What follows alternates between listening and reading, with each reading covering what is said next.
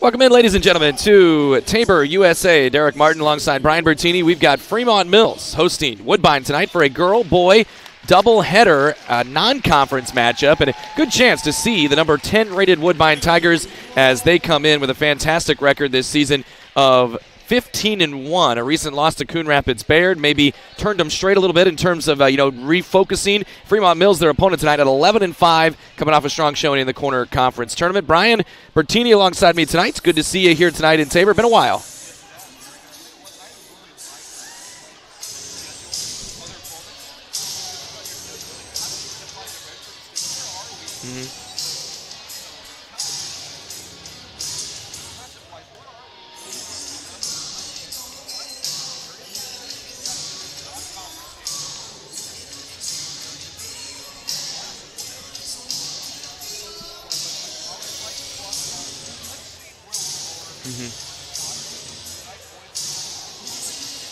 Yeah, and Woodbine can't afford another loss. The one that they do have may have kind of been crippling for them in terms of how the regional assignments line up. There's one more ranking that will come out next Thursday that they will use to, pick those regional assignments. These are always important games. Every single game important, but as you get nearer and nearer towards the postseason, you want to be on the winning end. Yes.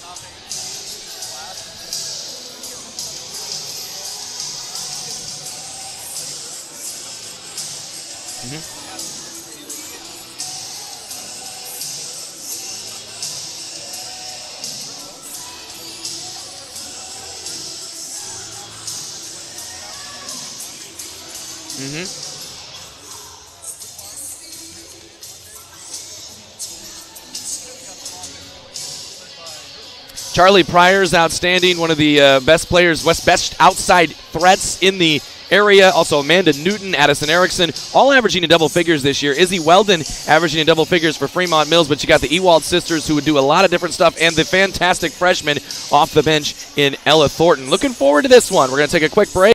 People ask me what my dad does. I still don't have exactly the right answer. This is Sadie, and my dad is Shane from Schaff Ag. I know he takes calls and texts early in the morning and late at night. I know he does research to find the best products at the best prices. And I know he says, "I'll get that done for you." But I guess I'm still not sure what all is involved in every aspect of agronomy. But I know my dad does it all. Call Shane at Schaff Ag and see for yourself. 712-520-1333. Welcome back in here in Tabor, USA. Fremont-Mills High School. Derek Martin alongside Brian Bertini for a non-conference doubleheader tonight. Fremont-Mills and Woodbine, the visiting Tigers, will start a very, very strong group that can do a lot of different things. They get up and down the floor under the direction of Ryan Kanan, their head coach, at 15-1, and as mentioned, rated number 10 in those state rankings. While they want to win, they're also rooting against the likes of Whitfield, Mount Union, West Fork, Central Elkader. They want to find a way to move their way back into that top 8. 5'3" senior Nicole Shearer does a little bit of everything.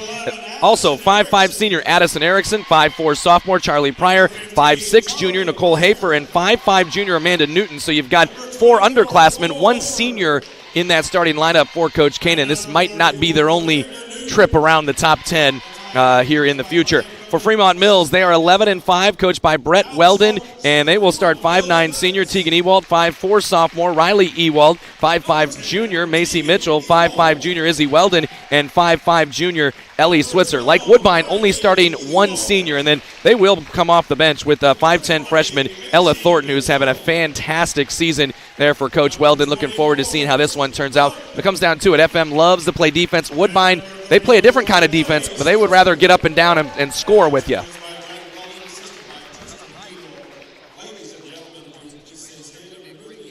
Looking forward to it. Woodbine, Fremont-Mills, girls first, boys next. We've got the girls game coming up here in just a bit. Stay tuned. Berry, best in convenience, it's Cubby's. Stop in today for hot and fresh food, plus that local spirit that you'll always find at Cubby's. And when it comes to pizza at Cubby's, with every large pizza sold, Cubby's gives $1 to the local school district with the Raise Some Dough program. In fact, Cubby's contributed $29,855 in 2021 to local schools for educational and athletic purposes. Just another reason to stop, shop, and eat at Cubby's. For the Cubby's near you, go to Cubby's.com. Is believing. That's what you'll hear from customers that choose Barrett Auto Center of Glenwood time and time again. Barrett customers come in for vehicles and service work, but they come back for conversation and honest advice. They want one of the largest pre-owned and fully serviced inventories in KMA land, and they return when they've gone elsewhere and it just isn't the same. See and believe for yourself how little differences add up to a better car buying experience. Come back to Barrett's and barrettsautocenter.com. Western Community College has important news for you. If you're a high school senior trying to figure out what your next step in life will be after high school, consider this. Students learning trade-specific skills will get you into the workplace quicker, making a good living and having a lot less college debt. Iowa Western offers 1 to 2 year programs in nursing, welding, industrial tech, and advanced manufacturing, plus many others. Great skills and great pay in less time. Talk to Iowa Western Community College in Clarinda and Shenandoah and start planning your future now.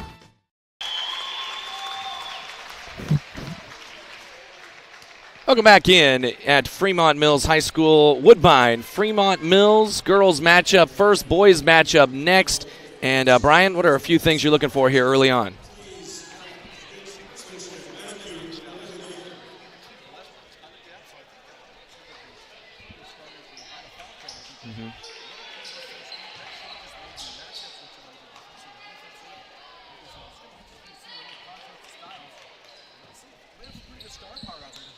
No doubt about it. Again, Shearer, Erickson, Pryor, Hafer, and Newton for Woodbine. It goes Ewald, Mitchell, Weldon, and Switzer for Fremont-Mills. And it'll be Tegan Ewald jumping with Amanda Newton. 5'9" versus 5'5". Who you got here?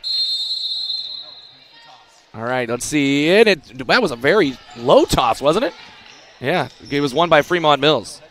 She did, and Tegan Ewald, though, with a quick jump there, gets it done. Fremont-Mills gets the first possession. Corner to Riley Ewald, down low Tegan. Good look to Mitchell, puts it up and in.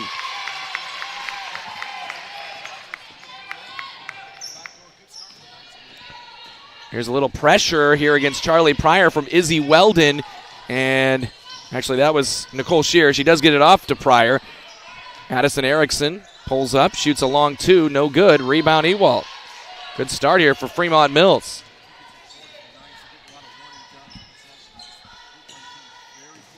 Tegan Ewald going to work, crossing over in the paint. Little hook, no good. Tapped it right to her teammate there in Ellie Switzer. Switzer backs up, and they'll get a full 35.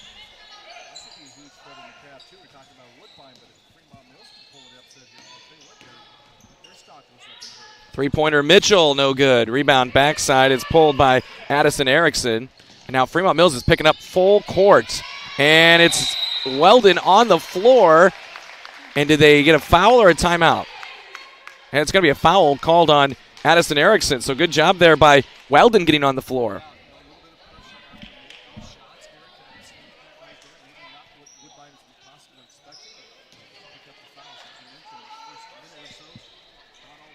Yeah, no doubt. They are not scared. They're out there with that full court. That's kind of what Woodbine likes to do themselves. Here's a three for Weldon. Bang! First. And Woodbine looks a little unsure of themselves against this pressure as they throw another one away with 6:34. Sometimes the pressure teams, which Woodbine pretty much does up and down the floor, they don't like to be pressed.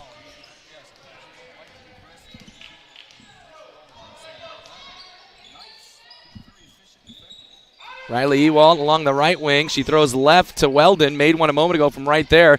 Going to work on Shearer, who's one of the better defenders in the area. Switzer back to Weldon. See the brace on the right, on the left knee there of Weldon, who missed a large portion of last year's basketball season with an ACL injury. Corner to Switzer for three. Bang! She knocks another one in. 8. The first 8 for FM. Macy Mitchell has a bucket and 2 assists. Good start for her. Woodbine breaking the pressure, and then Coach Kanan will take a timeout at the 5:50 mark. What a start here for Fremont-Mills. OSI is considered a premier global food provider by many of the world's leading brands. OSI delivers leading-edge food solutions for product development as well as processing, and much of it is done from their Oakland, Iowa plant. Being a leader in the industry allows OSI Oakland to give back to the communities by sponsoring area high school events. offering special programs for veterans and other community outreach programs. To learn more, visit osigroup.com and search for the Oakland, Iowa location.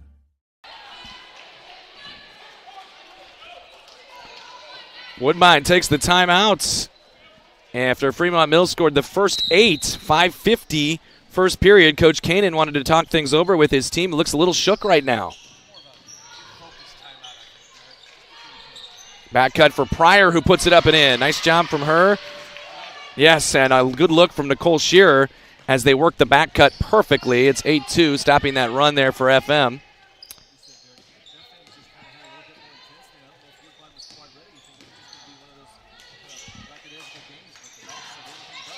Here's Tegan Ewald. Good step through off glass and in. Tegan Ewald becomes the 4th player to score for FM. Yeah.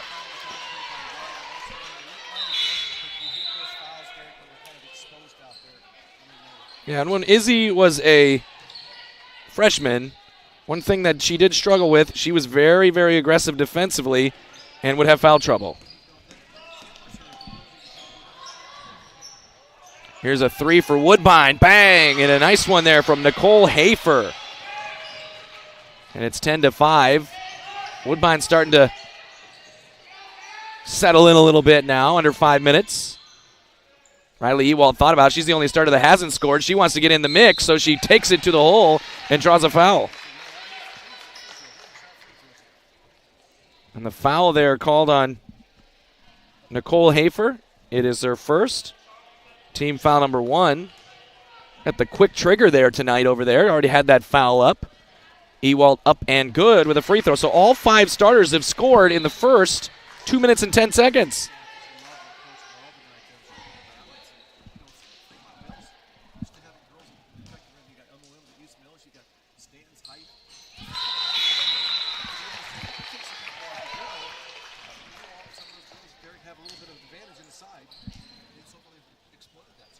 First off the bench is Bella Goot, sophomore. She checks in for FM on the point of that pressure. And Shearer just trying to dribble through it, and she does pretty well. Finds an open Nicole Hafer, driving baseline shot, no, but a foul. And it's going to be called on Ellie Switzer.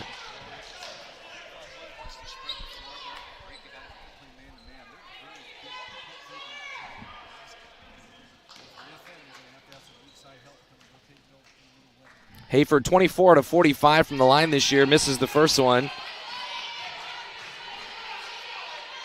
And Ella Thornton is in now. I mentioned she's been their super sub this year. 5'10 freshman. Hafer goes 1 for 2. It's now 12-6. After a strong 8-0 start for Fremont-Mills. Thornton thought about it. Now dribble drive, step through. How about that move? Missed the shot, though. Rebound pulled by Erickson. And then a throwaway, and it goes back to FM.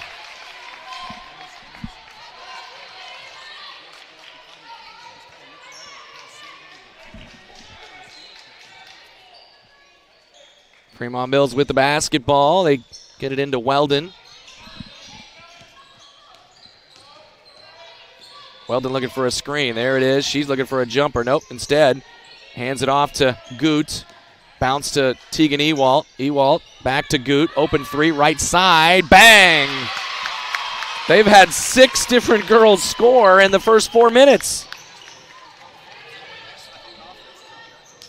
Erickson has a step. Out to Hafer for 3. That's off. Rebound on the floor. Still loose. And it's going to be a tie-up. It will be Woodbine basketball. Good hustle all the way around on both sides.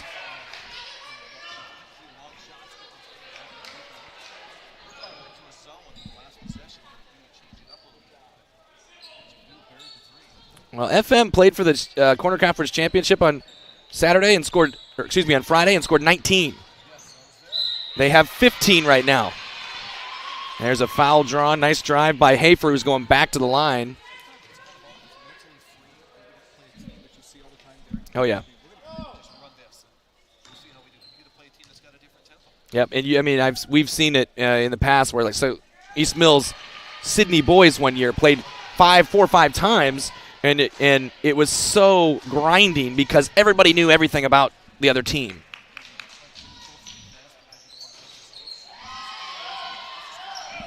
Hafer makes both free throws. She's got 6 of her team's 8 points. It's 15-8.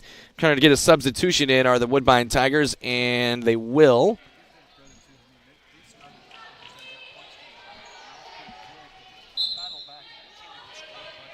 Kate, 5'8" freshman Katie Pryor checks in. 3 minutes, 40 seconds, 15-8. Still Fremont-Mills with that 7-point lead, playing well here in the early going. Switzer to Goot, who made a 3 a moment ago, hits the deck and is called for a travel to Fremont-Mills turnover.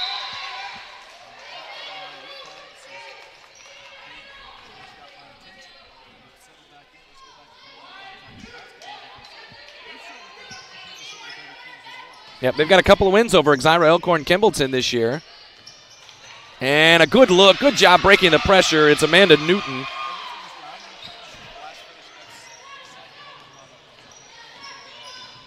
(15-10). 3 minutes, 10 seconds.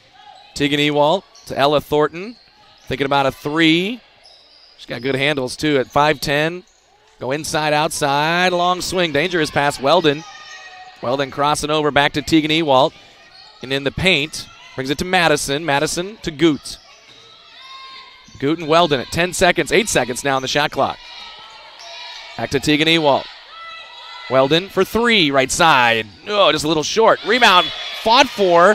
Shot clock goes off. It is another 35 for FM, though. Madison gets it to Ewalt, who has a pretty good look. Rebound, though, by Amanda Newton.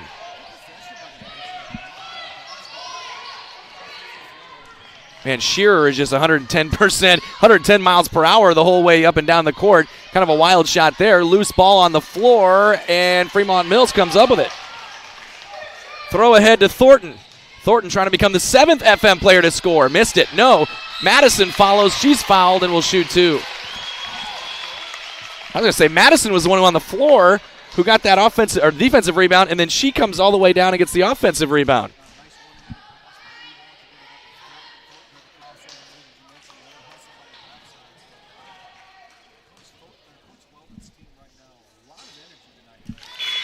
Seven different players have scored for Fremont-Mills. Here comes a fresh trio for Fremont-Mills. Tegan Ewalt goes out. Izzy Weldon takes a seat.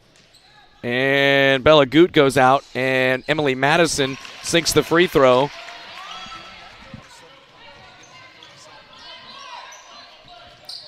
You got Riley Ewalt, Macy Mitchell back in. They're in a zone right now. Dribble drive by Hafer. Deflection going to be out of bounds off of FM. It'll stay with Woodbine.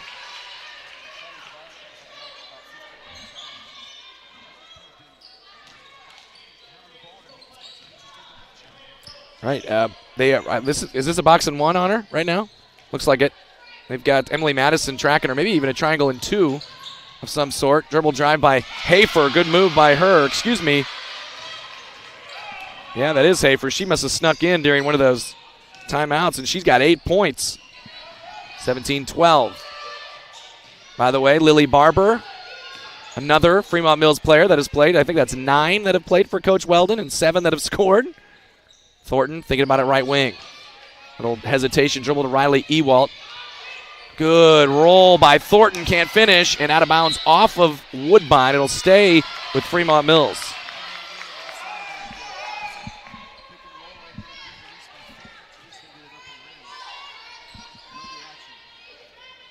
Ewald lobs it out. New 35 here for FM. Madison driving. Oh, she had a good look but missed it. And rebound for Katie Pryor there. Here's Charlie Pryor. Down low. Good look and left hand up and in by Newton. Stolen by Shearer. 3 for Pryor is off. Rebound, though, grabbed by Woodbine and then thrown away. Lily Barber comes up with the steal, then stolen back again. Charlie Pryor to the rim, puts it in.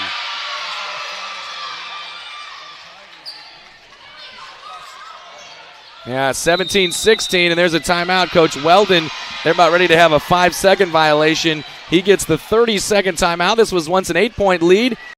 businesses talk about service, but at Rogers Pharmacy, it's not just talk, setting them apart from the big box stores. They're a full-service pharmacy where you can not only fill prescriptions, but they also carry an impressive line of medical equipment to meet all of your needs. So whether you need oxygen, CPAP, BiPAP, lift chairs, or diabetic shoes, Rogers Pharmacy has them all. Let their family serve your family. The full-service, family-owned, independent Rogers Pharmacy, located in Tarkio, Mound City, Maryville, and St. Joe. Visit rogersrx.com.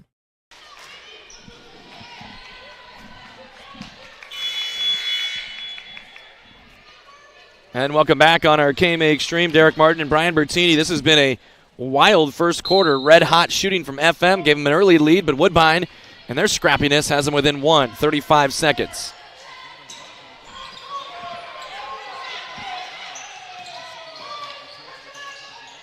Madison caught in the corner. Double team. Good job dribbling out of that along the sideline. Gets it off to Mitchell.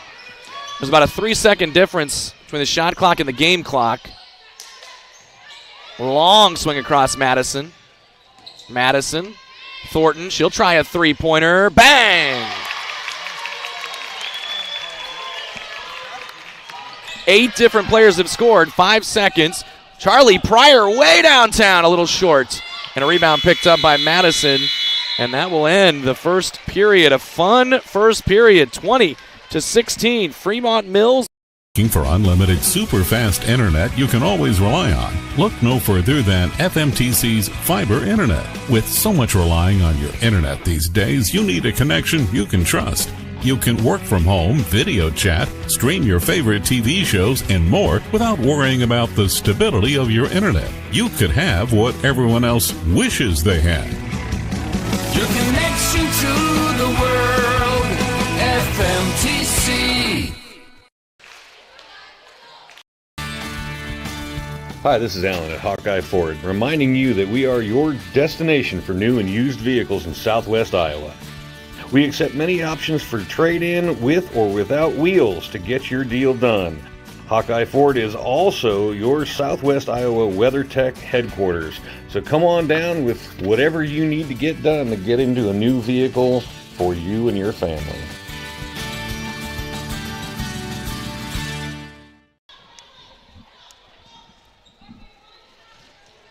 Back on our KMA Extreme, Derek Martin, Brian Bertini. 20-16, Fremont-Mills into the second period. As a reset here, Tegan Ewalt, Riley Ewalt. They're also out there with Ella Thornton. Izzy Weldon is back as well. Macy Mitchell's out there. Here's a three from Riley Ewalt, no good. And a rebound, and then a jump ball call. It will stick with Woodbine.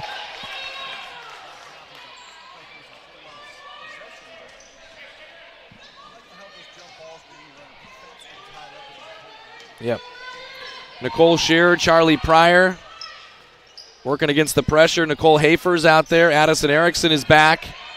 And Amanda Newton, you got your original 5. Here is Pryor for 3. No. Erickson follow. No. Blocked by Thornton.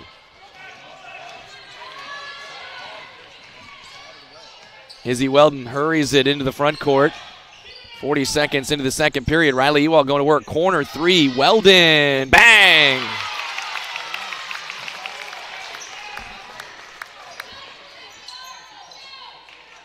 They look great. 23-16. Already scored more tonight than they did on Friday in the whole game. Here's an open corner three-point try for Hafer. It rolls out. No good. On the floor. Picked up by Weldon. She's on the run. No numbers, but she's going to take it, and no whistle either. Rebound pulled by Hafer. I do too. Throw ahead. Got a layup for Shearer, but she missed it. Rebound on the floor. They're going to get a foul. Oh, they're going to get a foul on Erickson there.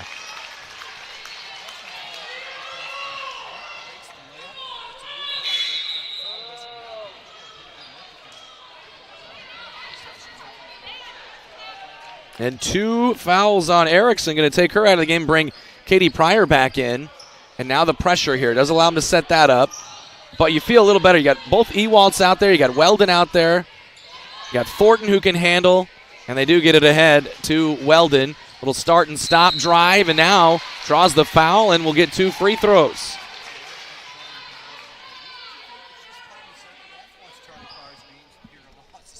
Yeah. And no doubt she is. She'll get 2 free throws here.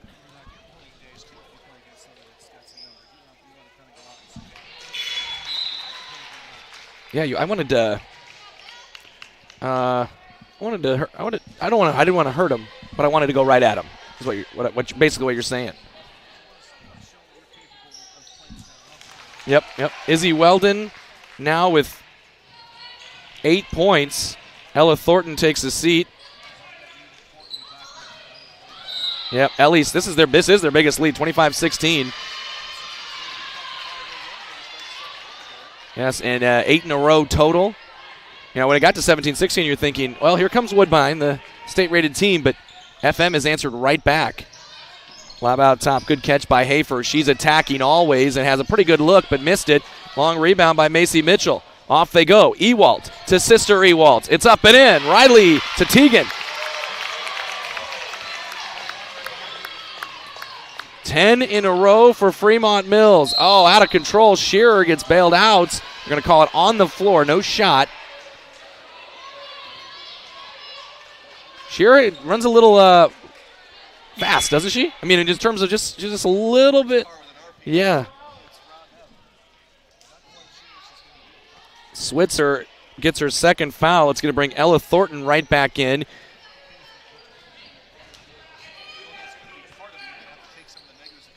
Right. Shearer going to get it, looking to get it in. She does. Pryor caught in the corner. Now she'll dribble around it into the paint. Wild shot. Again, a little bailout. There were 2 times there. Woodbine looked like they had nowhere to go, and they got bailed out with a whistle. Yep.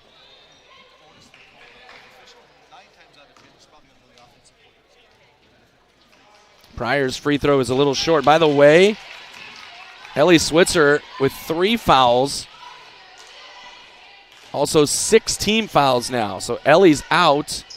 Pryor doesn't waste any time, gets it up and in. 5 points for her, and it stops the 10-0 run, but they're still looking for their first field goal of this second period.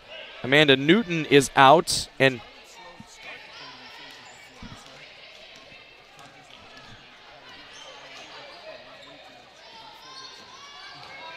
Danielle Steinkühler is in for the Tigers.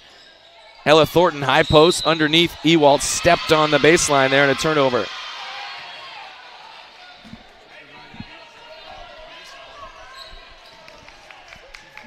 You recognize this team from Friday? Yeah, yep. Dribble drive, Hafer tries to find a teammate. It's deflected by Riley Ewald out of bounds. Yeah.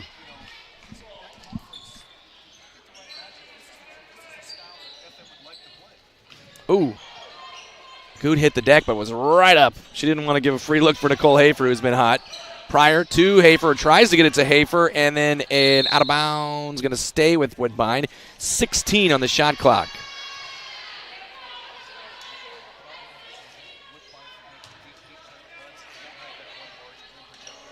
Yeah. Danielle Steinkühler, who off the bench, she's their biggest player. She's out there right now, number 32, 5'10". Here's a step back. Pryor 3, rolls out on her. Rebound pulled by Ewald. Throw ahead to Thornton. Thornton trying to find a look here. Back to Teagan, Ewald out top for 3. Bang!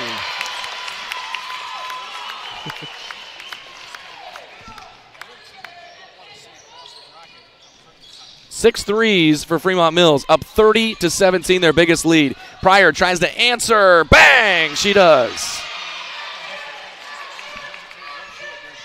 She did not. Katie Pryor found Charlie Pryor that time. Underneath, Thornton missed the bunny and got her own rebound, but ended up throwing it away. And then a foul on Fremont-Mills. It'll be a 1-and-1.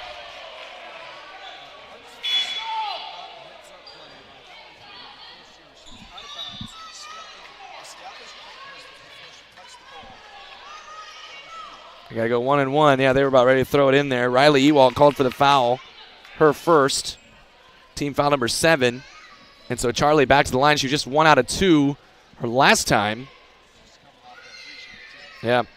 She's up to 8 points. Hafer has 8 points. So they have 16 of the 20 for Woodbine. Not generally a team that is, they are very, very, you'll see a 15 and a 9 and an 8 and a 7 and a 6.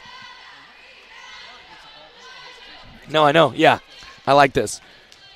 Oh, she did. She took a couple dribbles that time and sinks them both. 10 points for Charlie Pryor, 30-22.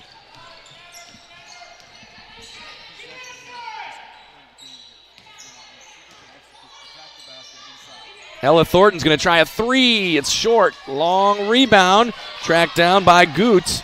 And another chance here. Oh, dangerous pass down low. It's taken by Addison Erickson. And then it's stolen back by Weldon, or is it? Ball is loose. Mad scramble. Erickson's got it. She puts it up and in, and one.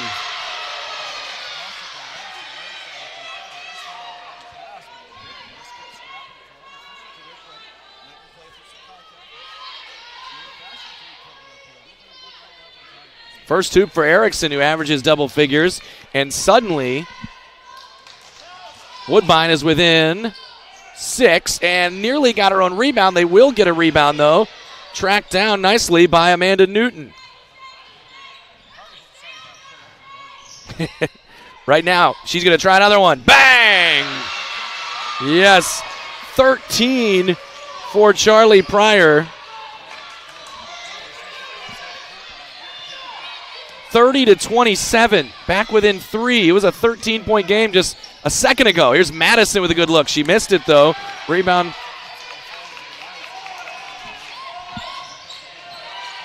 Amanda Newton got that board. Shearer's got a wide-open Charlie Pryor. They didn't see her. She was calling for it. Now she's got it.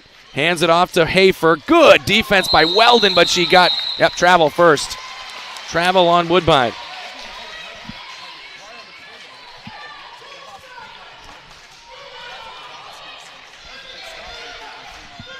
No doubt. That was really good defense from Weldon.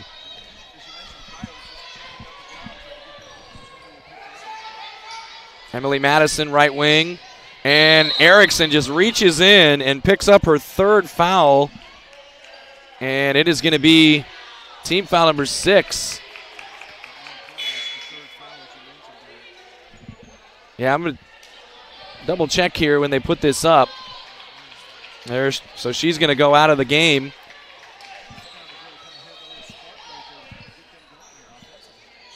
Katie Pryor back in. Macy Mitchell's in for Fremont-Mills. Riley Ewalt finds Izzy Weldon around a screen. Weldon attacking. Bounces Thornton. Open three is off. Rebound grabbed underneath by Katie Pryor. And then out of bounds, tipped by Fremont-Mills. And Coach Kanan's up off the bench. He wants a timeout. It's been a fun game. 30-27 FM from up 13.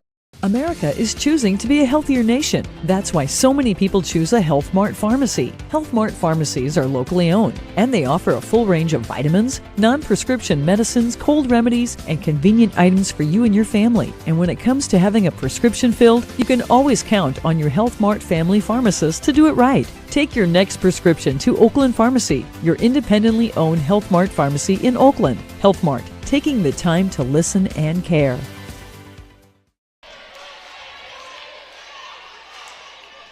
Welcome back on our KMA Extreme. I believe this is 10 straight. 10 in a row here for Woodbine to pull from down 13 to within 3. Ahead to Hafer. She's going to go ahead and try to tie it. No good. Rebound. Charlie Pryor lost it. Goes right to her teammate Katie Pryor, who gets another look, and it's deflected by FM out of bounds.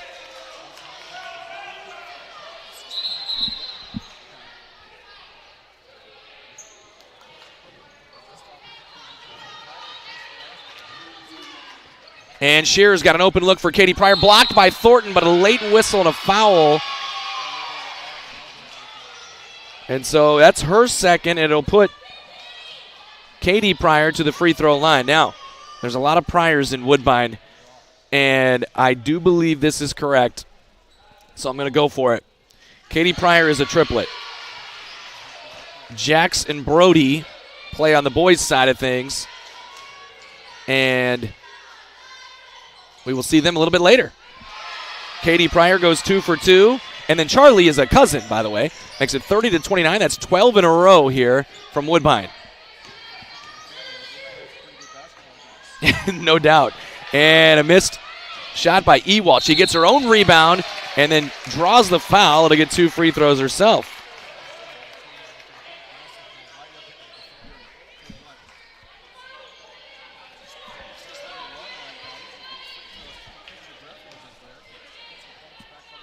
Foul on Katie Pryor's her second. Teagan misses the free throw.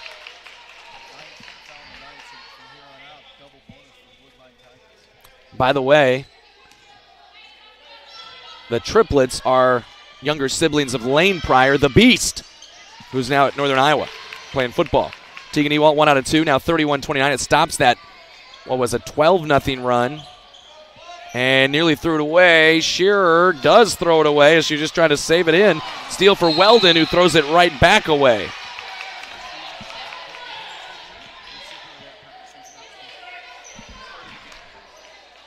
Hey, if the ball comes your way, you got to. Yep. Nicole Shearer, again, speeding it up the floor and out of bounds.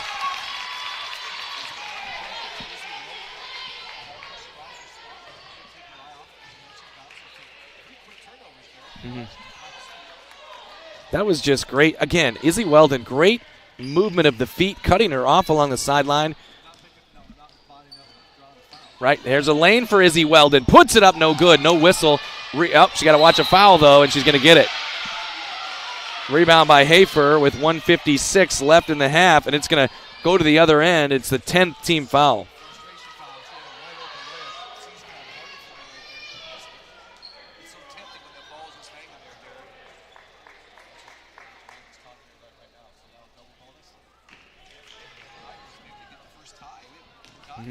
And I think what Izzy was expecting there was contact, and it, whoever was defending, I can't remember who it was exactly, but they pulled off at the last second, and that, sometimes if you go in expecting contact, you'll put it up a little differently. Hafer trying to tie it up here, and does not. She goes 1 for 2. And with Izzy Weldon on the bench, Fremont-Mills will try to keep this lead. Riley Ewald on the attack. Taken away. Nice play by Katie Pryor. And now Charlie Pryor for the lead. She's got it.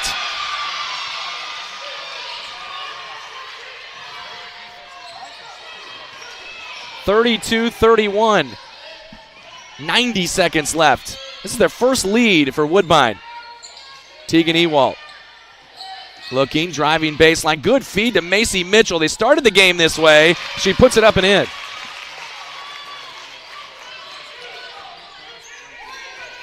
Stopping the bleeding. This was 30-17 at one point. Shearer, again, kind of sped up. There's Hafer, open three, and she got fouled and will shoot three.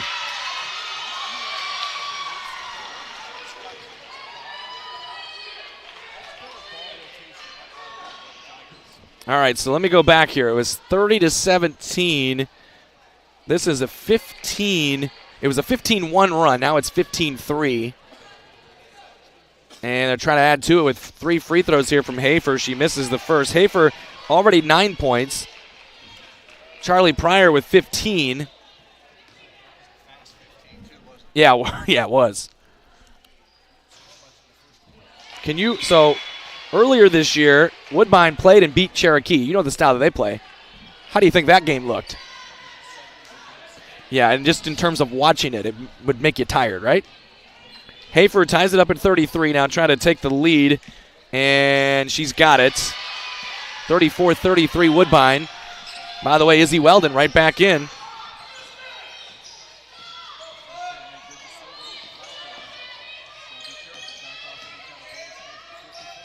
Ellie Switzer out top, has a little space, hands it off to Ewald. That's Riley Ewald over to Teagan Ewald. She'll try a three. No, it went in, but it hit the wiring above the hoop. Got a little help there, and you can't do that.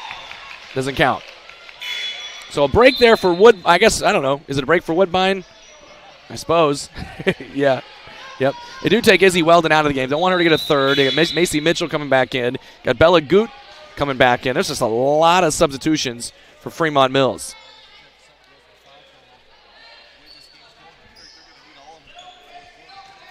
Nicole Shearer speeding up that sideline, beats her opponent, gets it ahead. Nice catch down low, and then may have been a travel. It's going to end up a possession for FM anyway. Yep. 35.1.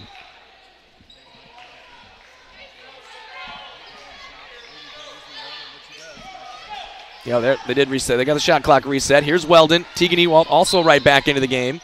and it's likely they'll try to play for the last shot here. We'll see.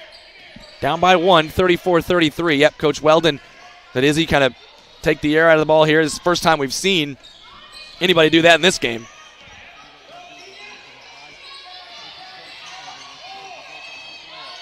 Weldon out to Switzer for 3. Bang! It's a big one.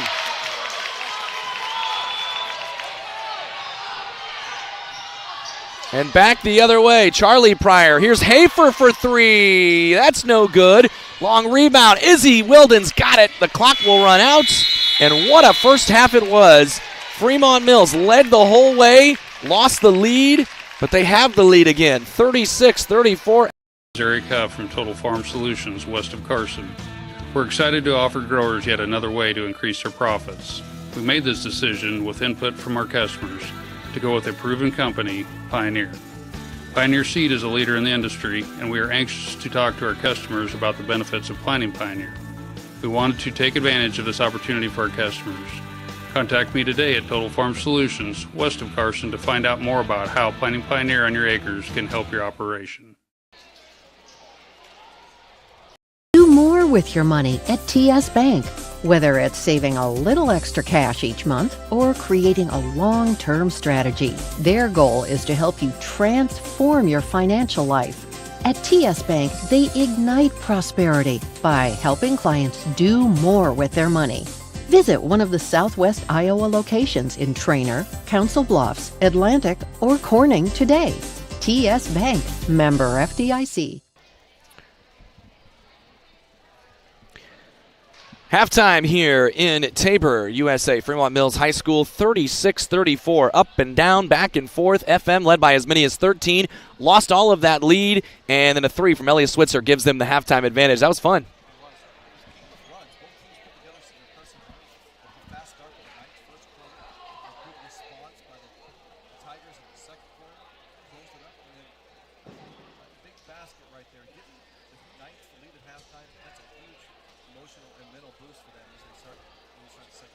Yeah, if you want to talk about runs in this game, let's go ahead and do it here because it was 8-0 Fremont-Mills to start. Woodbine started to chip away at that, eventually pull within 1 at 17-16, but then 13 of the next 14 for Fremont-Mills gives them a 30-17 lead, and then a 13-0 run for Woodbine ties it up, and you go even a little further. We were talking about, what was it, 15-3, something like that, and then the big 3 there for Ellie Switzer. Just to give FM the lead. I mean, fantastic basketball, fun basketball to watch.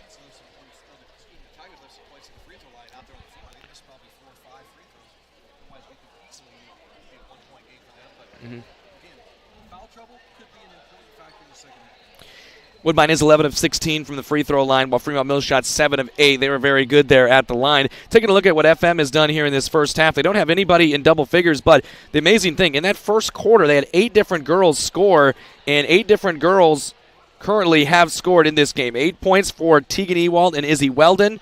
You've got 6 points for Ellie Switzer with that big 3 a moment ago. Had a 3 earlier. Macy Mitchell scored 4 points. They got 3 from Ella Thornton and Bella Goot. They've got 2 from Riley Ewald and Emily Madison. It was just amazing. First 6 minutes, 8 different girls scored. Kind of told you the tale of FM was going to be here to make a run at this number 10 rated Woodbine squad, which has been led by Charlie Pryor's 15 points. Nicole Hafer has scored 11, so that's 26 of the 34 points. They also have 4 points for Amanda Newton and 2 points each for Addison Erickson, as well as Katie Pryor off the bench. It all adds up to a 36-34 score. FM gets out to that early lead, and you're like, okay. And then Woodbine comes back. Like, here comes that state-rated Woodbine. And then FM has the run, and then Woodbine has the run. I mean, we're just going to be here all night, aren't we?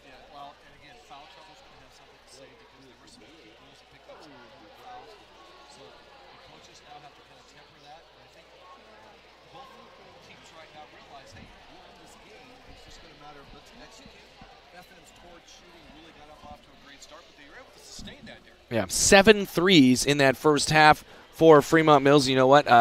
Woodbine, they were hot from outside as well with what Nicole Hafer and Charlie Pryor were doing. And they've hit, excuse me for this, they only had 3 threes, I guess. 7 threes for Fremont-Mills, 3 for Woodbine, 10 total, 7 plus 3, that's 10, Brian. I don't know if you teach that to your elementary kids or not, but Yeah, you're right. Okay, 36-34 at the break. A fun game. Fremont-Mills with the lead. We're going to go ahead and give you the sights of Fremont-Mills High School Gymnasium. And we'll be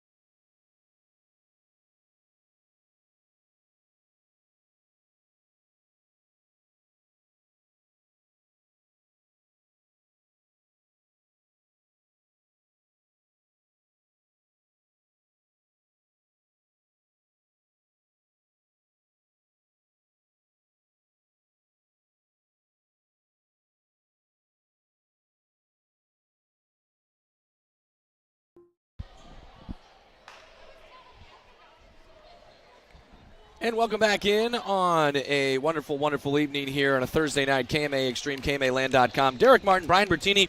You didn't hear him. I apologize for this. You didn't hear him in the first half. I had our audio settings wrong, and Brian said a lot of really, really genius stuff, Brian. You did. Unfortunately, it's gone. So all that matters is we got a great game. We had a good first half, and I tell you what, this second half, it's going to be right down to the wire. The way these teams played the first 30 minutes. It's gone. 60 minutes. It's gone but not forgotten. For me, by the way. I'll never forget it.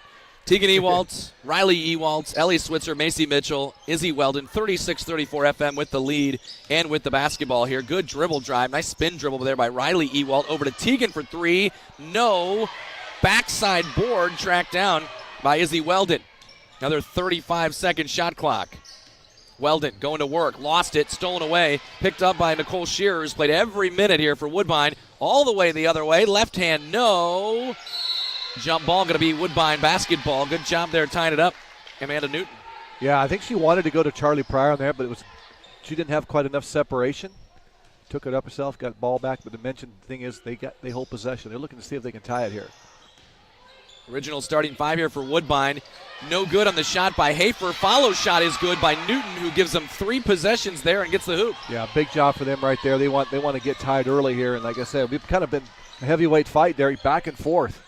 36-36, so that's Shearer, Erickson, Pryor, Hafer, and Newton for Woodbine, the original starting five.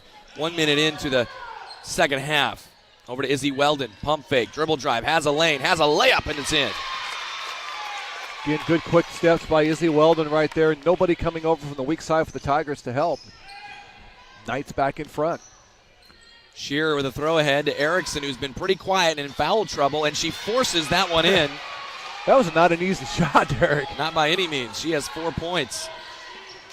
The heavyweight fight continues. Haymaker after haymaker, isn't it? 38 apiece. Macy Mitchell along the left wing. Back to Weldon. Now Weldon trying to work. Gets in the lane, lost her footing. Oh, they called a charge. It'll be her 3rd foul. I mean, you could have called a travel too. Yeah, I might have done the travel again. It all depends on the angle of the official. If you're shielded a little bit, you can't see it, but she definitely did make contact, but kind of a double whammy. 3rd foul and also lost of possession. Yeah, that's a tough one right there. I would have said, hey, can you just call me for a travel instead? Yeah, and it would have been loss of possession. You could deal with that, but yeah, the way this game's going, she's going to need all those 5 fouls. That was Hafer, missed the shot. Fremont-Mills fighting over the board. Shearer comes up with it, throws one up, no good. It's on the floor, and we're going to have another tie-up. It'll be FM basketball. That was actually a pretty good job by Amanda Newton right there. Tennessee's to go in there and grab and wrap them. She just waited till the ball was presented, tied it up, and, get you. What that does is get you the next jump ball, which in girls basketball, there's quite a few of those, isn't there? There seems to be. Macy Mitchell out, Ella Thornton in pretty quickly here in this second half, trying to get the freshman going. Tegan Ewaldt dribble drive in the paint. Oh, what a lead to Thornton, who puts it up and in, and one. Smart by Ella Thornton to kind of use her body to shield, also draw contact from the defender behind her, but a great pass. No doubt. By Tegan Ewaldt. Check the number there. Katie Pryor will come in for Addison Erickson. It's her 4th.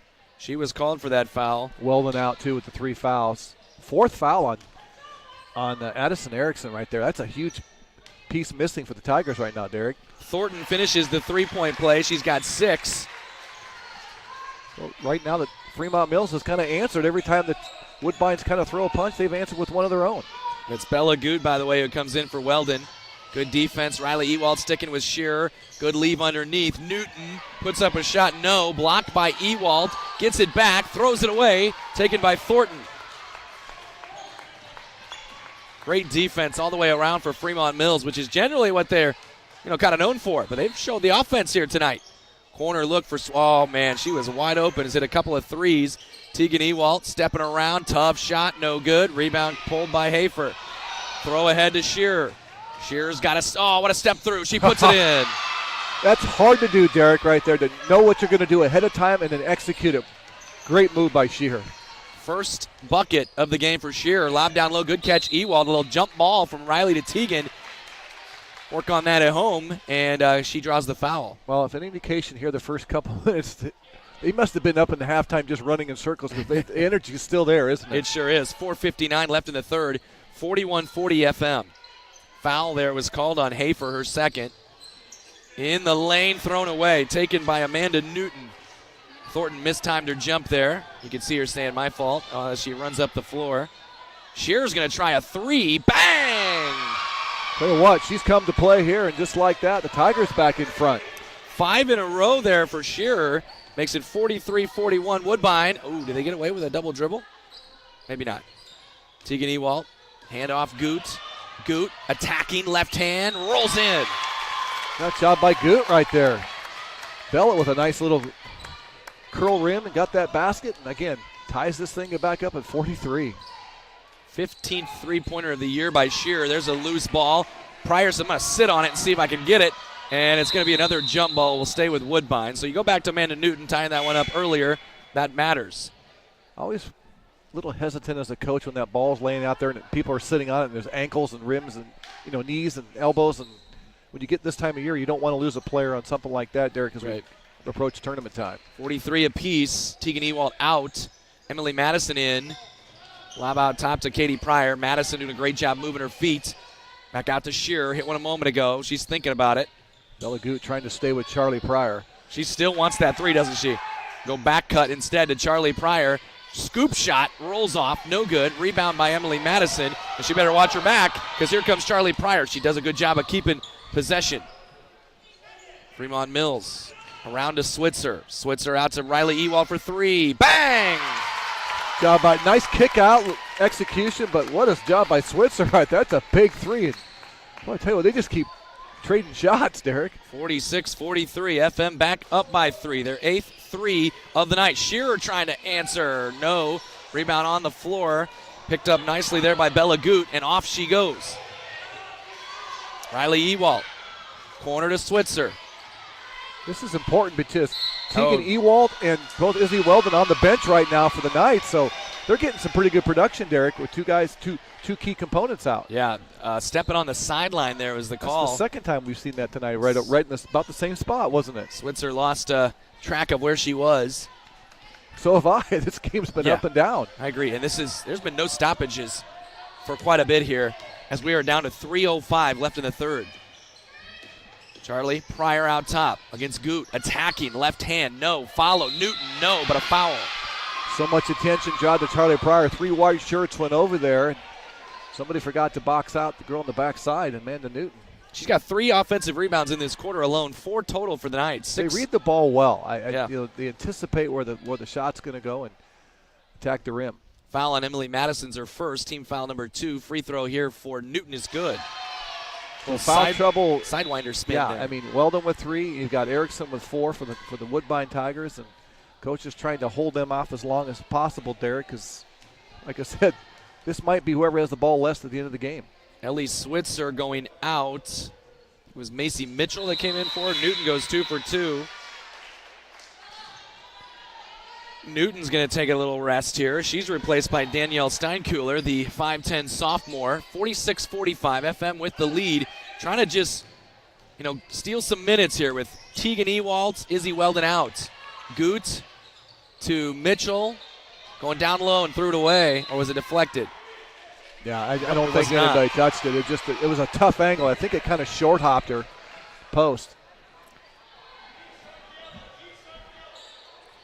Still 2 minutes, 45 seconds left in this third period, and FM clinging to the 1-point lead.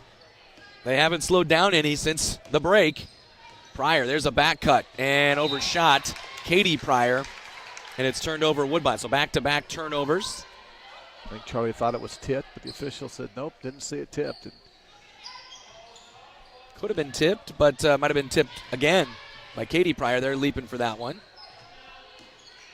Here's Goot again, forcing the issue, going right at Katie Pryor, who got the block but got the body too. Might have been a little bit on the below side, but nice job by Bella Goot. Little hesitation in that drive right there, Derek, and it kind of froze the defender. And tell you what, Coach Weldon's got to be happy with some of the minutes he's getting from some of these girls here in this third quarter. I think what you're seeing here from Fremont-Mills is the free throw is good from Goot. They are finding that they have some driving lanes that they can turn to. Yes, and if they can get teams to play at this speed, it really benefits them because they've got girls that can break you down one-on-one in open court. Goot goes 1 out of 2. Good job by Ella Thornton avoiding the foul there. Steinkuhler got the rebound. 2-point FM lead. Shearer threw it away. Maybe. Goot can't quite control it. It'll stay with Woodbine.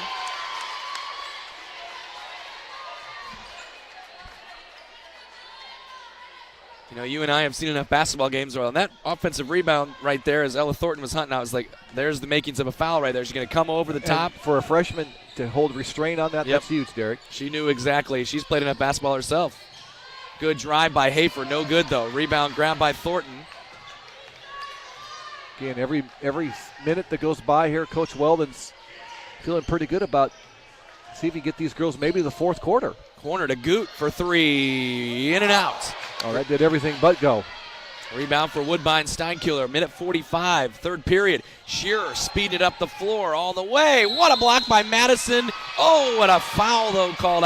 Mitchell was trying to take the charge. I think once she split the defenders, and I think Mitchell had just kind of turned her shoulders just a tad, but tell you what, there's no fear in the eyes of Nicole Shearer, is there? Yeah, I was just thinking, you know, if you're at Fremont-Mills, you're probably thinking back, man, remember that third foul we had on Izzy Weldon right there? And we couldn't get a charge there on that one. Free throw missed by Nicole Shearer. Bless you. Riley Ewald out. Tegan Ewald's in. Izzy Weldon is back in. She replaces Emily Madison, so they're going to try to make a run of this thing here. Last minute 41 of the third. Shearer goes 1 for 2. She's got all 6 of her points here in the third period. 1 point lead for FM. Throw ahead to Mitchell. Mitchell out top. Ewald got an open corner for Goot. Goot lost her footing, got bumped and fouled by Steinkuhler. I like the aggressive attacking the baseline hard. Steinkuhler a little bit late, as you mentioned, coming over. Been a pretty clean third quarter overall. Yep, 4 fouls on Woodbine, 3 on Fremont-Mills. Big ones are Addison Erickson getting her 4th and Izzy Weldon her 3rd. Long swing to Weldon. Stepping back, thinking about the 3. Handoff Goots, bounce to Tegan Ewald. Over to Mitchell. Mitchell back to Ewald. Here's Thornton. She's going to try a 3. Bang! Yeah, by Ella right there. Good patience by the Knights, Derek. Didn't force shots, waited till they had a good look, and most importantly, got the shot when they needed it. 1 minute left in the third. Here is a dribble drive and a foul. Macy Mitchell stepping in front. Probably good, too, because Ewald was coming over, and she might have been picking up the foul instead. So you hate to see your teammate get a foul, but better 2 than 4, right? Exactly. 50-46. Pump fake, dribble drive. Newton to Hafer, puts it off glass. No. Ewald battling, had it ripped away from her by Charlie Pryor. And another chance here for Woodbine at 45 seconds. And then Shearer throws it away right to Ella Thornton. And Thornton's got 3 on 2 over to Tegan Ewald. Oh, Thornton wasn't ready, makes the catch anyway, and then can't finish. I think she was like pulling up her shorts or something. I don't know if she realized she expected the ball right there. Missed opportunity for Fremont-Mills. Shearer's going to try a 3. Why not? Because it's an air ball, unfortunately. And loose on the floor. It's going to be another jump ball. It'll be FM basketball. Shearer just didn't hesitate on that. She come down and just off the dribble, Derek, and just chucked it up. That was a little quick on the trigger. Yeah, I agree. But if that's the style you're going to play, right. you know, that's you trust. Like, I just don't know that she ever got her feet set. No. I mean, if it was open, take it. Why not? She's been playing well. Fremont-Mills 4-point lead. Hold for the last shot here, Derek. All right, they'll try to extend it even further, down to 15. 10. Now you get a clear out. Weldon lost it, got it back. Good defense. Shearer crossing her over to the rim, lays it up, and in with 3 seconds. 52-46. Woodbine won't get a shot. Fremont-Mills leads the number 10 team in the state. 52-46 as we go to the fourth on our KMA Extreme here at KMA. Legacy Mutual Insurance, your family's needs and success are our priority. That's our legacy. Bringing added convenience to our clients is important to us, and our new office at 614 Holland Avenue in Stanton does just that. It provides a central location for servicing our policyholders and our agents more efficiently. Find a local agent at legacymutualia.com and see how we've been providing farm and homeowners coverage in Southwest Iowa since 1870. Legacy Mutual Insurance, a Grinnell Mutual member, now located in Stanton. Since 1892, Malvern Bank has been building community from 404 Main Street in Malvern, Iowa. For generations, Malvern Bank has been serving local businesses, families, and farms to help them achieve their goals in every step of their lives. From saving for college to planning for retirement and everything in between, Malvern Bank is your full-service community bank. Call, click, or stop in today to apply for an account, loan, or credit card. Malvern Bank, we build community. Member FDIC, Equal Housing Lender. Having three officials is the three officials, because this was two guys' team. They'd be exhausted. Welcome back here on our KMA Extreme, KMAland.com. You want to throw that out there? Yeah, the three-man crew tonight, tell you what, if this is a two-man crew, those guys will be worn out. Gassed, yes, because there's been a lot up and down. We're gassed just watching it. These girls have been intense tonight. Bella Good out top is going to tie this up, and it's going to be a Fremont-Mills basketball. And that's an empty possession for the Woodbine Tigers. That's frustrating as coach. You can see Coach Kanan upset because that's right out of a quarter break there. Yeah. Switzer, Goot, Weldon, Thornton, and Ewald. They finished the third. They'll start the fourth. Shearer, Pryor, Erickson is back. Hafer, and Newton. It's the original starting five there for Woodbine. So they trail by 6. Weldon free, thought about a three. Lost the dribble, got it back now. 30 seconds in. She'll think about a three. Over to Ella Thornton, driving past Newton, brings it back with 10 seconds on the shot clock. Weldon, oh man, dangerous pass stolen by Erickson. I was going to say good pass, but Erickson. Oh, she got 4 fouls. She stepped in the passing lane perfectly. Crossing over and out of bounds. Nicole Hafer was deflected by FM.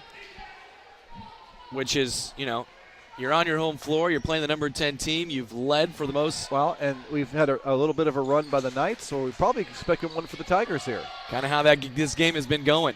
And here's a girl that's been really quiet in the third quarter. Yeah, Bella Goot's doing a good job on her right now. Charlie Pryor. I'm thinking Riley Ewald when she was in as well. Drive by Shearer, no. Followed by Newton is good. Good job by Newton. That was tough in traffic. Thornton had her hand up, but first points of the quarter for the Tigers. Newton has 10. Joining Pryor and Hafer in double figures. Out top, Tegan Ewald goes to Weldon along the right side. Weldon dealing with Shearer, who's in her shorts. Now she's going to go right to the rim. Scoop shot and score. And Erickson couldn't come over and help because of the 4 fouls. Back to a 6-point lead. 6.5 left in the fourth. Shearer hands off Erickson. Erickson hands off Pryor. Pryor looking. She's caught. Gets it to Shearer. Good defense again from the Knights. Here's a three-pointer. Bang! No, you cannot. She doesn't need much space to shoot. She's fearless. Big shot for Shearer. She had some big ones in the second quarter. Really kind of propelled them on that run. All 9 of her points in the second half. Back cut Thornton. Dangerous pass. Stolen away. Erickson another steal. One-on-one with Weldon. Both in foul trouble. Tough shot. No. Out of bounds off of Woodbine. That might have been one where I think Erickson forced that a little bit.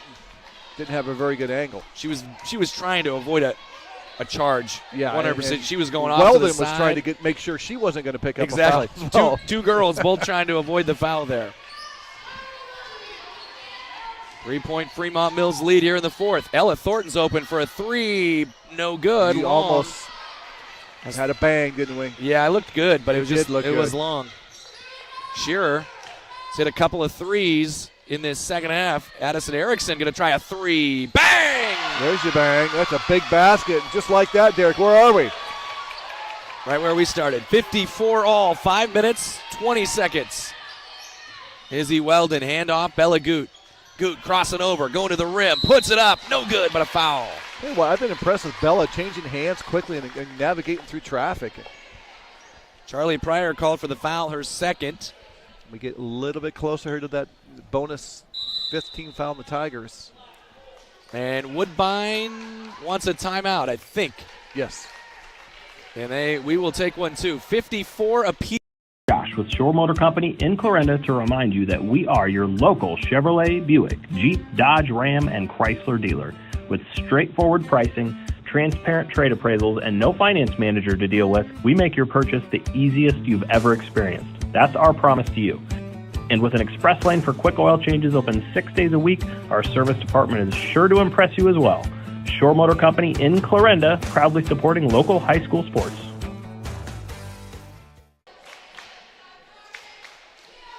your place at Northwest Missouri State University. From day one, experience a university like no other. In the classroom, you'll find career-ready academic programs and hands-on learning, not to mention championship sports teams and clubs. Find your passion and your people. Plus, textbooks and a fully loaded laptop are included in your tuition, with $19 million in scholarships and aid available. They also have a 97% placement rate. Visit nwmissouri.edu to apply today. Northwest Missouri State University, where Bearcats connect. Stanson, Shenandoah. Welcome back here on our KMA Extreme, KMAland.com. We're just running down the losses at FM this year, and they've had some impressive performances. Friday night was not one of those as Goot sinks the free throw. They probably just threw that tape away, wouldn't you say? Yeah, it's one of those you chalk up to, you know what, we got in a funk, we just couldn't score. And part of that's due to the really good defense by the Stanton Vikings. Another one for Goots. She gets them both, and she has 8 points off the bench. Talking about a loss to Shenandoah, a very good Logan Magnolia team. Loma, Stanton a couple times. They lost to Shenandoah by 2. Lost to East Mills one time, but they do have a couple wins over East Mills this year. So nobody on their losses. They're all teams very plus on the scoring point, on the win average. No doubt. Tegan Ewald gets a rebound on a miss. And FM. then you bring in the number 10 team in Class 1A, and they're going toe-to-toe with them, Derek. Yep. It's showing the depth here of the corner conference, really. Ella Thornton along the left wing. Riley Ewald, Tegan Ewald. Shot clock is at 15. Weldon looking for a 3, right wing, short. Long rebound, though, tracked and taken by Riley Ewald. Another chance here, another 35. You like this? The first time I've seen these girls kind of almost stand still. Usually a constant motion. Ewald, corner, got Switzer free for a 3. No good. And another rebound grab by Fremont-Mills. Weldon forces it up and in. And Weldon just using the body right there. Big basket. Surging up by 4 points. Ahead of the pack, Newton is fouled by Thornton. I was about ready to say, do you think maybe the depth of FM is starting to come into play here a little bit? Maybe Woodbine a little tired. It didn't look like it right there. No, yeah. And then Newton beat everybody else down the floor. Foul there on Ella Thornton is her 3rd. So we saw FM play 9 girls in the first quarter. Woodbine has played 6 total tonight. Amanda Newton at the free throw line and gets the free throw. Well, actually, the Steinkler girl, she's been in. That would have been 7. You're right, 7. Yep. Addison Erickson going to sit. Again, she has those 4 fouls. We're going to give her a little bit of a break, and they're going to bring Katie Pryor. Coach Kanan knows probably this last 3 minutes as we close down to the end of this game, you're going to need her being aggressive. And who knows? The way this is going, Derek, there might be bonus basketball coming up. You might be right. 2 for 2 for Newton. A couple of big free throws there to calm the waters. Underneath is Switzer for a bucket on a good look from Riley Ewald that time. Nice look by Ewald. She waited until she got the gap, and then nice finish. Charlie Pryor forcing the issue, tries to throw out to Hafer. Good job of tracking that down. Hafer's ball's deflected. Ewald is on it. Riley Ewald, no numbers, bounces and out of bounds off of Woodbine. Good job by Hafer getting back. Yeah, she did. She got in the passing lane and prevented probably a basket layup. Tell you what, kind of got unnoticed here is the defensive job of the Knights on Charlie Pryor in the second half. Yeah, 15 total. What she had 15 and a half. She had 15 and a half. Okay. Here's Thornton along the left wing. Now to Tegan Ewald. Underneath Switzer. Oh, Charlie Pryor up top with a foul. Tegan Ewald might have drugged that foot right there at the center line, at the free throw line. Not called, but I think we're going to get 2 free throws coming up, aren't we? Yep, foul on Pryor. By the way, 6th team foul, so bonus for FM the rest of the way. There's a lot of girls on both sides of this that's got 2 and 3 fouls. Again, partly because Woodbine's not playing many girls, as you mentioned. Yeah. Just to reiterate your point, and I did confirm it, 15, all 15 for Pryor at half. Yeah, and she was hot, and we thought, she's really going to continue to get that, but good job, lockdown defense. Bella Gooten and company have done a good job of shutting her out. Ella Thornton and Izzy Weldon hit the bench. Macy Mitchell, Bella Goot back in. You can almost feel both coaches kind of resting some of those girls, knowing there's going to be a big, giant finish here coming up on this 3-minute mark. Switzer has 9 now after sinking 1 out of 2. 5-point FM lead. Shearer got herself in trouble here, picking up the dribble and do get it off to Pryor. Goot keeping her hands off. Ball is loose, slapped by Ewald, stolen by Goot, and maybe numbers ahead. Switzer lost it out of bounds. No. Took her eye off the ball. I think she was waiting to see if Riley Ewald was going to come over to her side. A missed opportunity right there for the Knights. Yep. Addison Erickson right back in. Katie Pryor out for Woodbine, and this is what we're going to Emily Madison going to check in here, give a break for Switzer. Timeouts. Only 2 timeouts left, too, for the Tigers. Coach Keenan's used 3. And Tegan Ewald, well, she never left. She's still out there. Addison Erickson, hands off to Hafer. Hafer has a little runner, and it's good. Good job by Hafer right there. Shoot that ball about that mid-range, the forgotten shot in basketball. Derek, 10-foot shot. 3 minutes, under 3 minutes. 3-point lead FM, which takes a timeout. 2:53 to go. For over 25 years, Chat Mobility has provided you the latest technology, competitive prices, and a nationwide high-speed network. Though important, we're a whole lot more. We serve your hometown communities, sponsor your local chambers and events. It's our goal to work hard while giving back to those who graciously support us. At Chat Mobility, our interests are much deeper than providing great service. We're just committed to serving you. To learn more, see us at chatmobility.com today.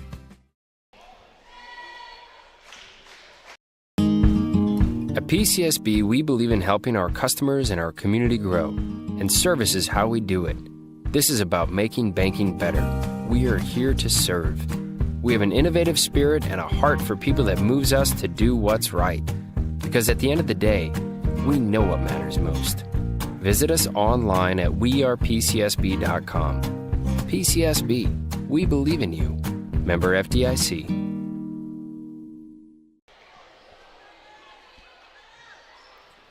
(61-58). Fremont-Mills head coach Brett Weldon gets daughter Izzy back into the ball game during that timeout. She's joined by Bella Goots. Ella Thornton also is back in. At the Ewalts. Actually, yeah, both Ewalts are out there. High post here. Now out to the wing is Tegan. Now Riley Ewalt. Goes left wing to Izzy Weldon, trying to match her up mano-a-mano. Good help defense there, Erickson. Flips it to Riley Ewald, top of the key. We're under 10 on the shot clock. Trying to get a mismatch, trying to get an ISO on one side of the floor, and they can't get it. 4 seconds. Here's a long three. Thornton. Bang! Oh, my goodness, what a shot. When in doubt, shoot it from 22 feet, right? From way downtown, Ella Thornton hits it. 64-58. What a huge shot. Can Woodbine answer? They'll try it. Hafer, bang! Right back at him. And just calm. No panic right there with the Tigers. She just buried the 3. Huge shot from Hafer. 64-61. Corner. Tegan for 3. Bang again! I'll answer you, right? Mano-a-mano. This is high school basketball. In Tabor, Iowa. 67-61. The boys have come out of the locker room to watch as well. Shearer to answer, no. Long rebound on the deck. Picked up by Nicole Hafer. Another chance here for Woodbine, and they need it. 90 seconds left. Shearer lost Weldon, puts it up and in.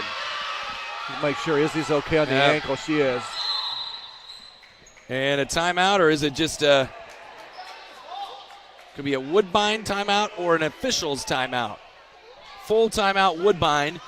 Minute 24. They'll have 1 timeout remaining. We'll go. People ask me what my dad does. I still don't have exactly the right answer. This is Sadie, and my dad is Shane from Schaff Ag. I know he takes calls and texts early in the morning and late at night. I know he does research to find the best products at the best prices. And I know he says, I'll get that done for you. But I guess I'm still not sure what all is involved in every aspect of agronomy. But I know my dad does it all. Call Shane at Schaff Ag and see for yourself.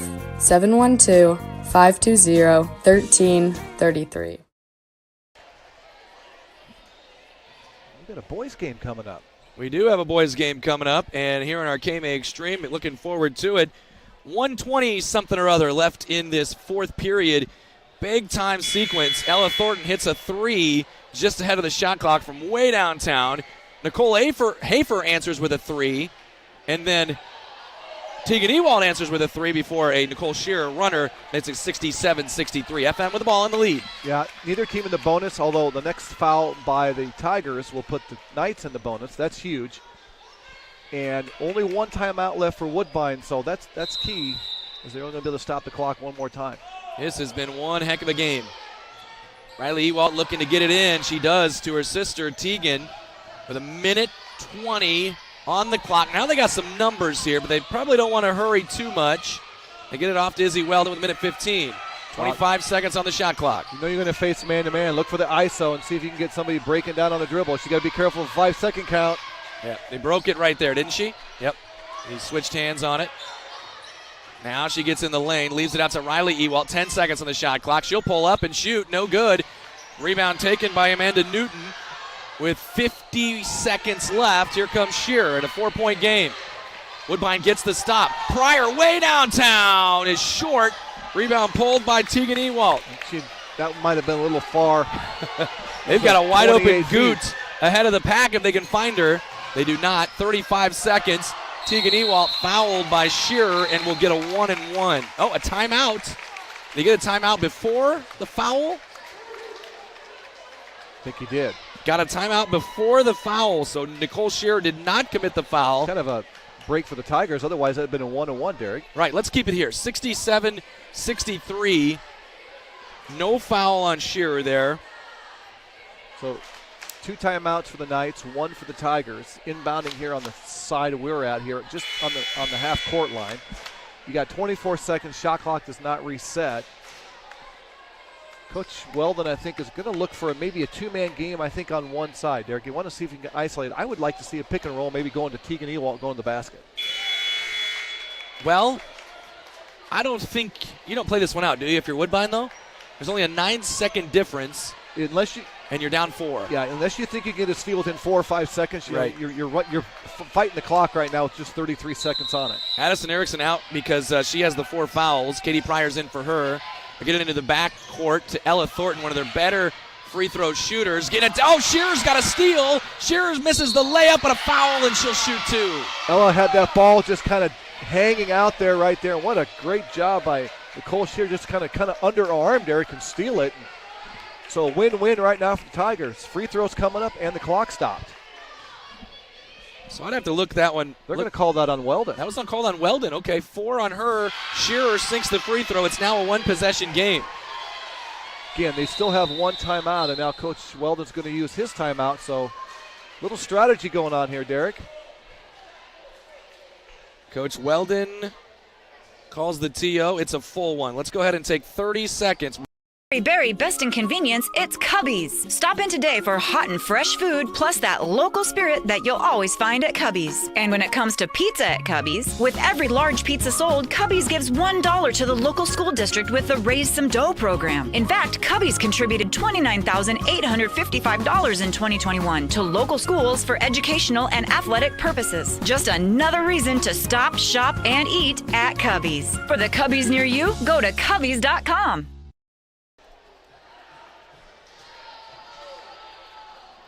Well, we're back on our KMA Extreme. It is 67-64, 24 seconds left. When I get home, I'm going to go back and I'm going to look at that steal. And then I almost am certain after Nicole Shearer stole that ball, she took a dribble, picked up her dribble, and dribbled again. It could be. Might have been a double dribble. But she did make the free throw. She has 1 more. And this is a big free throw because if this one goes down, then you're within 2. They can crank up the pressure. Weldon's 4th foul is kind of huge. That allows her to, kind of takes away maybe a little bit of aggressiveness right now. Both teams in the bonus here rest away. 1 timeout each as well. 26 seconds, 26.8. Shearer misses. Rebound on the floor. It's going to be out of bounds off Woodbine, off of Newton, who had it for a moment. Well, that would have been a big offensive rebound. Yeah. And no time went off the clock, apparently. 24.4. There was 24.6. Or 26.4. There was 26.4, so they did have 2 seconds go off. Now another 2 goes off, and it'll put FM at the free throw line here. Foul on Shearer. Get this. I have her for her first foul. And, well, this game hasn't been, full of fouls either. It's been a... No, but there's some aggressive kids out there, and she's been one of them. Yeah. Again. Big 1-and-1 here for Izzy Weldon. First one's big because it puts it up to a 2-possession game, Derek. Izzy Weldon shooting on the year from the free throw line 54%. So which side of the 50 is this free throw going to be? And Ewalt and Thornton got to be sure they don't foul on the offensive side here. you're better off letting them have the rebound. Weldon missed it. Rebound grabbed underneath, taken by Erickson. 3-point game. Throw ahead to Charlie Pryor. She's got a layup. It's good. It's a 1-point game. Timeout by Coach Kanan. He takes his last one with 13.8 to go. That was huge because it could have been a potential and one right there. I don't know how she got that ball up. Yeah. The pass was incredible. Is believing. That's what you'll hear from customers that choose Barrett Auto Center of Glenwood time and time again. Barrett customers come in for vehicles and service work, but they come back for conversation and honest advice. They want one of the largest pre-owned and fully serviced inventories in KMA land, and they return when they've gone elsewhere and it just isn't the same. See and believe for yourself how little differences add up to a better car buying experience. Come back to Barrett's and Barrett'sAutoCenter.com. 67-66, Fremont-Mills leading the number 10 rated Woodbine Tigers as they have for a large portion of the night. 13.8 to go. Charlie Pryor's layup a moment ago, her first points of the second half after 15 in the first. Well, that was a big time to get him because now you can do some things. Now, even if you have to foul Derek, it's still a one-possession game even if she makes both free throws. Woodbine out of timeouts. FM has one timeout that could come in handy here if they can't get it in. They're going to take the girl off the ball and see if Shear can double somebody. Riley Ewald looking, gets it into Ella Thornton, who gets it right back to Ewald. And, a near steal by Newton, but a foul will put Riley Ewald at the line with 9.8 to go. And for Woodbine, you played that out about 3.5, 4 seconds in the backcourt, see if you get the steal. Almost got it. Still a 1-on-1, which is huge, Derek, because as we see what happens. And then, if you do get the ball, Weldon's got to be careful. She's got 4 fouls. Riley Ewald is a 35.7% free throw shooter, but she's a better shooter than that. First one so important right here. It is no good. Rebound pulled down by Woodbine. Loose ball. Shearer's got it. Throws ahead to Erickson. 3 seconds. Puts it up and in with 1.2 to go. They were trying to get a timeout. The clock runs out as Addison Erickson, saddled with foul trouble all night, banks it in. There should be some time on the clock because Coach Weldon was yelling for a timeout with I looked at it was about 1.2. They're going to give them the timeout. It's not going to be a lot of time. As long as it's more than half a second, you can get a shot. It is 1. They put 1 second on the clock. Western Community College has important news for you. If you're a high school senior trying to figure out what your next step in life will be after high school, consider this. Students learning trade-specific skills will get you into the workplace quicker, making a good living and having a lot less college debt. Iowa Western offers 1 to 2 year programs in nursing, welding, industrial tech, and advanced manufacturing, plus many others. Great skills and great pay in less time. Talk to Iowa Western Community College in Clarinda and Shenandoah and start planning your future now. Wow backwards. Wow backwards is right, Brian. What a game. 68-67. Woodbine trailed for, I'm going to say, 30 minutes of this game, and now 1 second away from a win and an escape. That was just the last sequence. It was just crazy. There was just balls everywhere, arms, and then just a great finish by Addison Erickson off the glass at a tough angle. Ewald, Weldon, Switzer. Now she can run the baseline too. All right, they've got 3 at the half line. And Riley if there's Ewald, a foul, it's Riley 1-1. Ewald will throw it in. Looking for Weldon. Gets it to Teagan. Teagan Ewald. She's not going to have enough on it. Woodbine gets the victory. And what a survival for the Tigers. More than a survival. They never really led throughout the night for just a couple of minutes, or a couple of seconds, really. Addison Erickson, the hero. She gets the game-winning hoop. What a game. We'll wrap it up next. OSI is considered a premier global food provider by many of the world's leading brands. OSI delivers leading-edge food solutions for product development as well as processing, and much of it is done from their Oakland, Iowa plant. Being a leader in the industry allows OSI Oakland to give back to the communities by sponsoring area high school events. offering special programs for veterans and other community outreach programs. To learn more, visit osigroup.com and search for the Oakland, Iowa location. Businesses talk about service, but at Rogers Pharmacy, it's not just talk, setting them apart from the big box stores. They're a full-service pharmacy where you can not only fill prescriptions, but they also carry an impressive line of medical equipment to meet all of your needs. So whether you need oxygen, CPAP, BiPAP, lift chairs, or diabetic shoes, Rogers Pharmacy has them all. Let their family serve your family. The full-service, family-owned, independent Rogers Pharmacy, located in Tarkio, Mound City, Maryville, and St. Joe. Visit rogersrx.com. Even more. Well, welcome back. What a game and what a win for Woodbine. They score the final 7, Brian. They were down 67-61, and they end up scoring the final 7 points. Didn't look good there, but Addison Erickson's runner along the right side, off glass and in, is the difference, and Woodbine moves to 16-1. But the forgotten basket was the 2 points, only 2 points of Charlie Pryor on a tough angle that allowed them to stay within striking distance. No doubt. Gutsy effort tonight by the Fremont-Mills Knights. They proved they did everything right. A couple missed opportunities at the free throw line prevented them from pulling off a big upset, but hats off to the Woodbine Tigers. They didn't flinch, didn't panic, and you can see why they're ranked number 10 in Class A, because you find a way to win when you have to, Derek, and they did that tonight. Charlie Pryor, 17 points, 15 in the first half. Nicole Hafer had 16. Amanda Newton and Nicole Shearer scored 12 each. Great balance from FM as well. Izzy Weldon, 16. Ella Thornton, 12. Tegan Ewald scored 11. Bella Goot had 8. Oh, man, this is going to be a heartbreaker for Fremont-Mills. But I would say this, Brad Stevens' line, former Butler coach, former Celtics coach as well, there was hay in the barn. You showed you can play with a top 10 team in the States. Hay was in the barn whether that shot went in or not. Obviously, you want to win, but you should still feel good after this. I mean, excellent effort. Every time that Woodbine responded, Fremont-Mills found a way to keep coming back. And it was just a great game tonight, Derek. Both teams with such intensity. I tell you what, these boys got a lot to live up to, because that's going to be hard to top. No doubt. We're going to go ahead and take a break. We will mute our mics.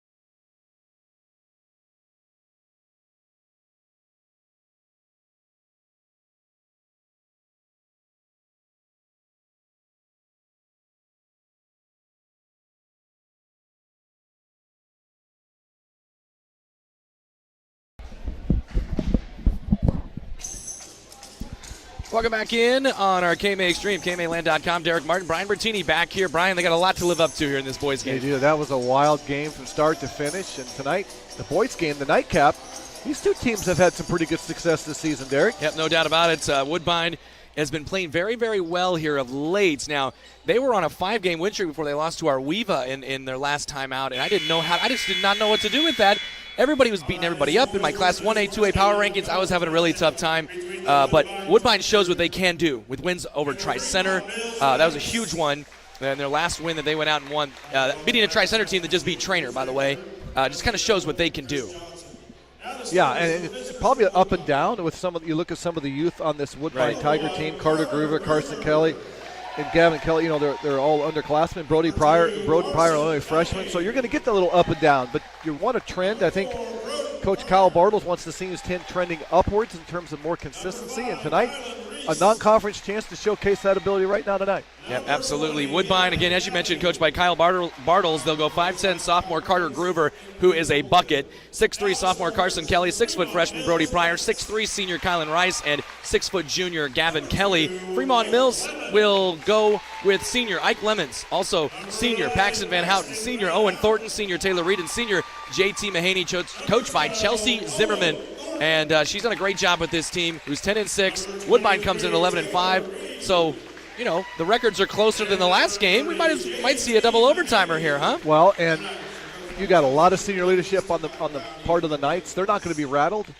It's going to come down to what we usually see in games like this: matchups. Yep. Who's going to, who can match up, who can score, and who can maybe stay out of foul trouble. We saw that kind of had a little bit of factor in the first game. Yeah, Addison Erickson, game-winning shot. She was ecstatic after the victory. I asked her, you had foul trouble throughout, so the shot like that just kind of erases all of that. What foul trouble? Frustration throughout the game. She said, yeah, that's true. I mean, I don't even remember having foul trouble now. Yeah. Should be a good one here, as we've got Lemons, Van Houten, Thornton, Reed, and Mahaney for Fremont-Mills. Woodbine's got Groover, Kelly, Pryor, Rice, and Kelly to start this thing. Woodbine, they got about 4 guys that pretty much look about the same there in terms of about 6 foot, 6'3". And then you got Carter Groover, who, as I said, is an absolute bucket. And, the guy who tipped it, touched it next. I don't think that's legal, is it? You can touch it, but you can't grab it. Okay, you can touch it again. Gotcha. Here's a look for Brody Pryor for 3. No good. Rebound, battled for it. It's Taylor Reed who gets the board and throws ahead to JT Mahaney, who can really fill it up too. Owen Thornton for 3, well short. Rebound Carter Groover. Taylor Reed 2 points away from 1,000 points tonight. Okay. Just found that out in the crowd tonight. Thank you for that information. That is some big time info you just passed. Hand off here, Carson Kelly. Good leave underneath is Gavin Kelly. Missed the shot though. Rebound Taylor Reed. Unlike the first game, everybody making shots. This team, they're a little uncharacteristically looking for that first basket. There's Mahaney, short jumper. It's long. Rebound, backside Gavin Kelly. First game, the girls never hardly hit the rim net-wise. No, exactly. Tonight, the boys haven't hit the rim any part. Well, we were spoiled in that game. Yes, we were. Here's an open 3 for Kylan Rice. No good. Rebound, fought for, and picked up again by Taylor Reed. He's been all over the glass. Throw ahead Mahaney. Mahaney stepping around with a Euro, and a scoop shot is good. Good job, Mahaney. That's a tough move right there to avoid contact and get the finish. Yeah, no doubt. Very impressive stuff there from JT Mahaney, who had 30 last Thursday in a corner conference semifinal. Carter Groover will have an open 3. No good. Rebound, Taylor Reed. He's got 4 of those already. Might have 1,000 rebounds by the end of the night. Just tonight alone. That'd be a lot. Yeah. Lemons, Van Houten, and there's the whistle. First one we've seen. It's 6:23. Little nickel dimer, as Bill Raftery might say. That's almost the officials just needed a chance to catch their breath. They're still probably trying to reel in from that first game, Derek. Gavin Kelly called for the foul. His first. There's a throwaway. Stolen by Groover. Fremont-Mills turnover. Fremont-Mills lead 2-zip. As you can see on the scoreboard there in the left corner of the screen. Carter Groover gives to Gavin Kelly as we slow down a bit here. Hand off Brody Pryor. Great quarterback as a freshman. Kylan Rice is in trouble. Gets into the logo to Carter Groover as we've played 2 minutes. Screen for Groover. Crossing over in the paint. Scoop up and in. Nice move and yeah, play. Nice navigation by Groover. Just a little hesitation by Groover. Found the seam, and the Tigers on the board. 5 minutes, 40 seconds, 2 points apiece. Taylor Reed looking for that 1,000. Backing down, leaves it underneath the Lemons, who puts it in. Nice assist. Good job by Lemons right there, not to force that. 4-2, 5.5, first period. Brody Pryor nearly threw it away. Groover with the catch. Good help by Van Houten. Now Groover in the paint, pulls up, leaves it out to Rice. Top of the key to Brody Pryor, and a handoff to Carson Kelly, Now Groover. Groover around Reed, going up and getting hacked hard by Taylor Reed.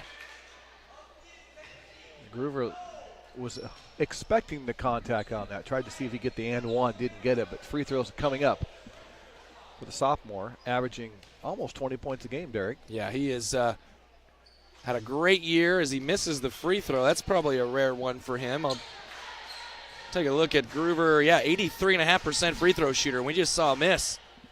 Only his 18th of the year on 105 attempts and now. He shakes his head like, how did I do that? But yeah, law of averages says you're going to miss a few. All a 4-3 game now. All three from Carter Groover, who was a 5 questions feature guest of mine just before Christmas. Here's a jumper for Taylor Reed, no good. Rebound Owen Thornton, follow, got blocked from behind, and then a loose ball. Good block there, Kylan Rice. Both teams playing man-to-man, switching up, trying to see if offensively looking for some mismatches. Gavin Kelly gives it up to Rice. He throws right side over to Brody Pryor. Pryor trying to drive against Van Houten. Forcing the issue, gets the foul and one. Yeah, packs a little bit of body, lower body right there, but what a nice finish right there by Kelly. Or excuse me, Broden Pryor. Freshman not showing any fear going the lane, Derek. No, Gavin Kelly leaves. Jax Pryor, look at that big dog out there. 6'2 freshman in the game for Woodbine. Another member of the triplets. And Brody also in that trio, misses the free throw. Another round rebound by Mr. Reed. He's got 5 boards already. 5 for Woodbine. Not even halfway through the first. Van Houten. Oh, Lemons did not reestablish there. Miscommunication between Paxson and Ike Lemons right there. And ends up being a turnover. Lemons trying to really shadow Groover. Not a bad idea, Derek. Do these look like 2 pretty good football teams or what? Yeah. You got a lot of football bodies out there. And there's a throwaway. Van Houten with a steal. No numbers, but he'll take it anyway. The flyby and then the follow by Reed, and he has 1,000 career points. Nice finish right there. Good hustle by Taylor to follow it up, and congratulations to him. A little stoppage of clock right there. And let's go ahead and I'll keep the camera going here as Taylor Reed reaches 1,000 career points. They were ready to rock. They had the banner and everything for him as Coach Zimmerman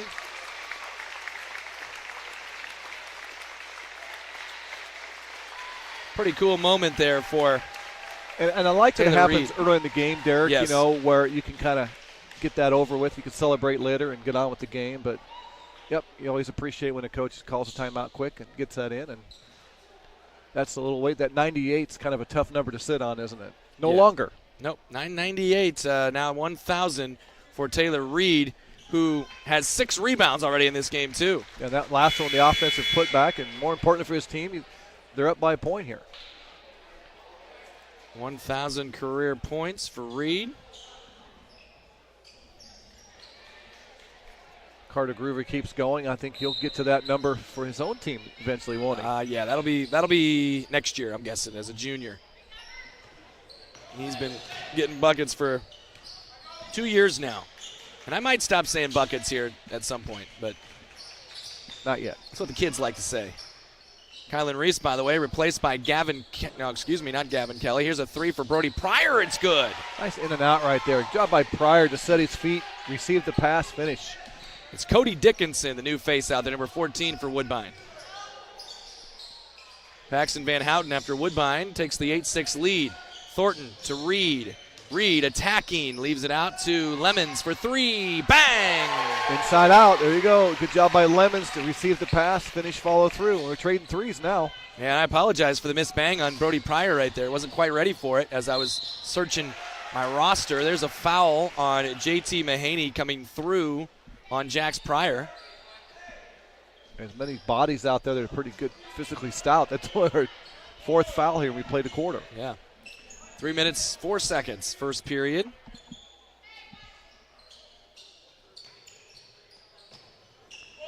And they get it into Carter Groover, going to work against Lemons.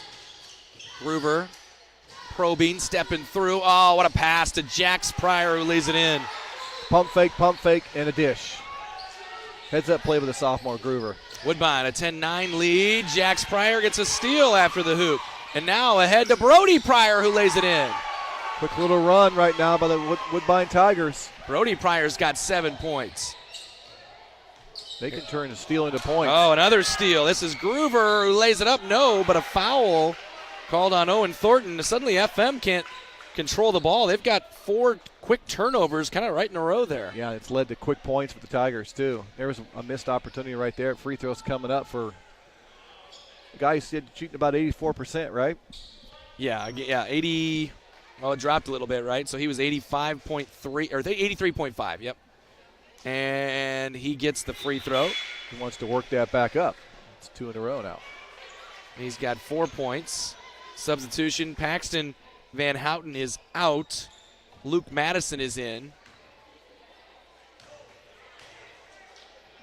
Next one for Groover is good. He's got 5 points, and so now 3 out of 4, and he's still under his season average. Lemons, good look for Thornton, showed patience and puts it up and in. Yeah, 2-2-1 press right now for the Tigers. That little bit of patience by the Knights on that break-in to finish on the basket. 14-11. Brody Pryor breaking the FM pressure. Around they go to Carter Groover again. He's got 5. Long 3. Kelly, bang! No hesitation by Carson Kelly. So we started a little slow, Derek, but things have heated up here. 17-11. Lemons through traffic underneath. Reed fouled by Carson Kelly on the shot. He'll get 2 free throws. Wow, if you get Taylor Reed down by the basket right there and he gets the ball and power up, that's a mismatch. Taylor Reed, 70.4%. He's been scoring since he was a freshman there for Fremont-Mills, and I'd like to see a side-by-side. He's been in the weight room. Yes, he has. I was going to say, I remember him as a freshman coming to this gym doing some games, and you could see the potential towards athletic ability, but start to fill out. Older, good weight program. Great weight program here. 70.4% free throw shooter. He missed both of them. Luke Madison gets the rebound, misses the shot. Another chance here for Mahaney, who gets the hoop and one. Just keeping the ball alive, Derek, not boxing out with the Tigers, and coaches preach that all the time on the free throws. And I always felt that when they changed the free throw rule, it's the guy that's the second position up actually has the best angle at the rebound coming off the rim. You remember he used to be below the block? Yes. Oh, right. I might not remember that. Is that a long ways ago? It was a ways. Back in the 90s. Back in the 90s? Okay. Yep. Good look ahead there to Gavin Kelly, who has returned. And now Pryor nearly stole it away. Pryor's just got good timing on that press in the front. And he's so long as well. And now a layup here for Luke Madison, who puts it up and in. Well, the coach is complaining that there was 10 seconds that elapsed off the shot clock, which makes it easier now for the violation in the backcourt, but no whistle. I just heard Coach Bartles say it was 24. It was 23, actually, I think. Was the ball in the air? What's the rule well, on it that? has to leave the backcourt into the front court, but maybe a break there for FM. Doesn't matter. I mean, ends up. It was a turnover in the backcourt there anyway, a live ball turnover. No, they scored. Yeah, they did score. You're right. 19-15. Carter Groover's got it, left wing. Gunnar Wagner into the game now for Woodbine.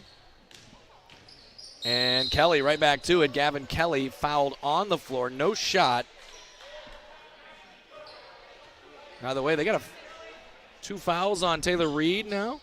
I think that's on 30 right there. That's on JT JT Mahaney and Taylor Reed now with 2 fouls. 16 fouls. That's a Dickinson open 3. Bang! Why not? His first attempt from the field buries the 3 of this little guy. 22-15. Good offensive first quarter. And out. Oh, we got bodies on the deck, and Owen Thornton is shook up a little bit. Mahaney's 3 goes in. Yeah, and that was right after the whistle, though, and Coach Zimmerman is not pleased with that. Well, it's a safety thing. If you have possession of the ball and Right. you're not attacking the rim, it's a reset for them. Yeah, I saw a Big 12 game at Lawrence, Kansas. Get this. I think it was – no, it wasn't at Lawrence, Kansas. It was Kansas State hosting Kansas. It was 2-on-1. A Kansas guy was injured on the other end of the floor, and they blew the whistle. And Coach Tang was not very happy. 30 seconds left in the first. And there's a steal taken away by Kylan Rice. Would you believe Kansas got a call, though? No, not really. The Jayhawks? Carter Gruber. Oh, he had his pocket picked by Van Houten, who's back in the ball game. And then a foul on the other end by Woodbine.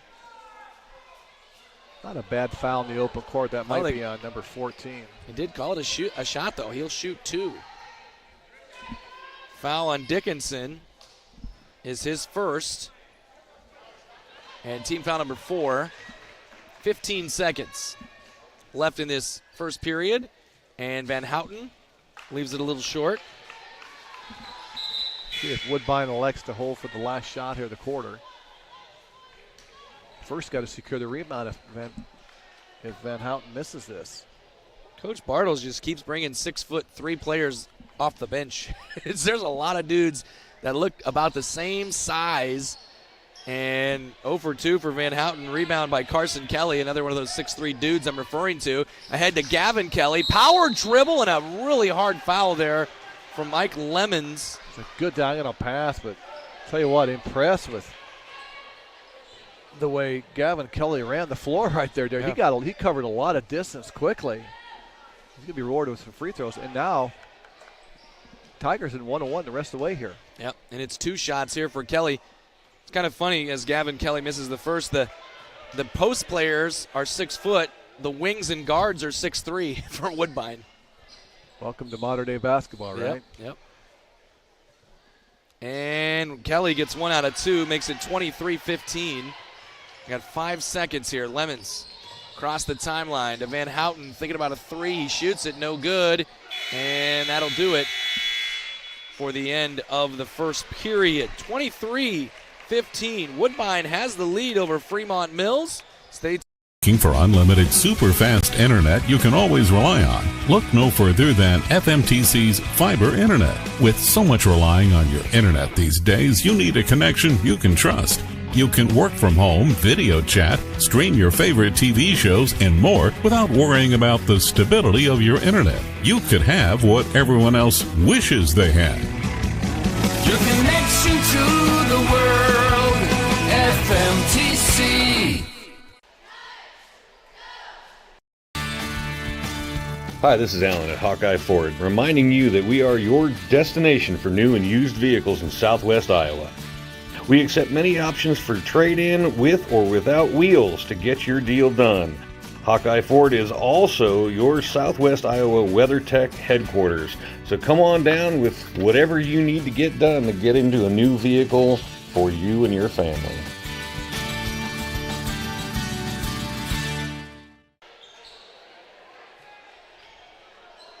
Welcome back on our KMA Extreme. Derek Martin, Brian Bertini here, 23-15.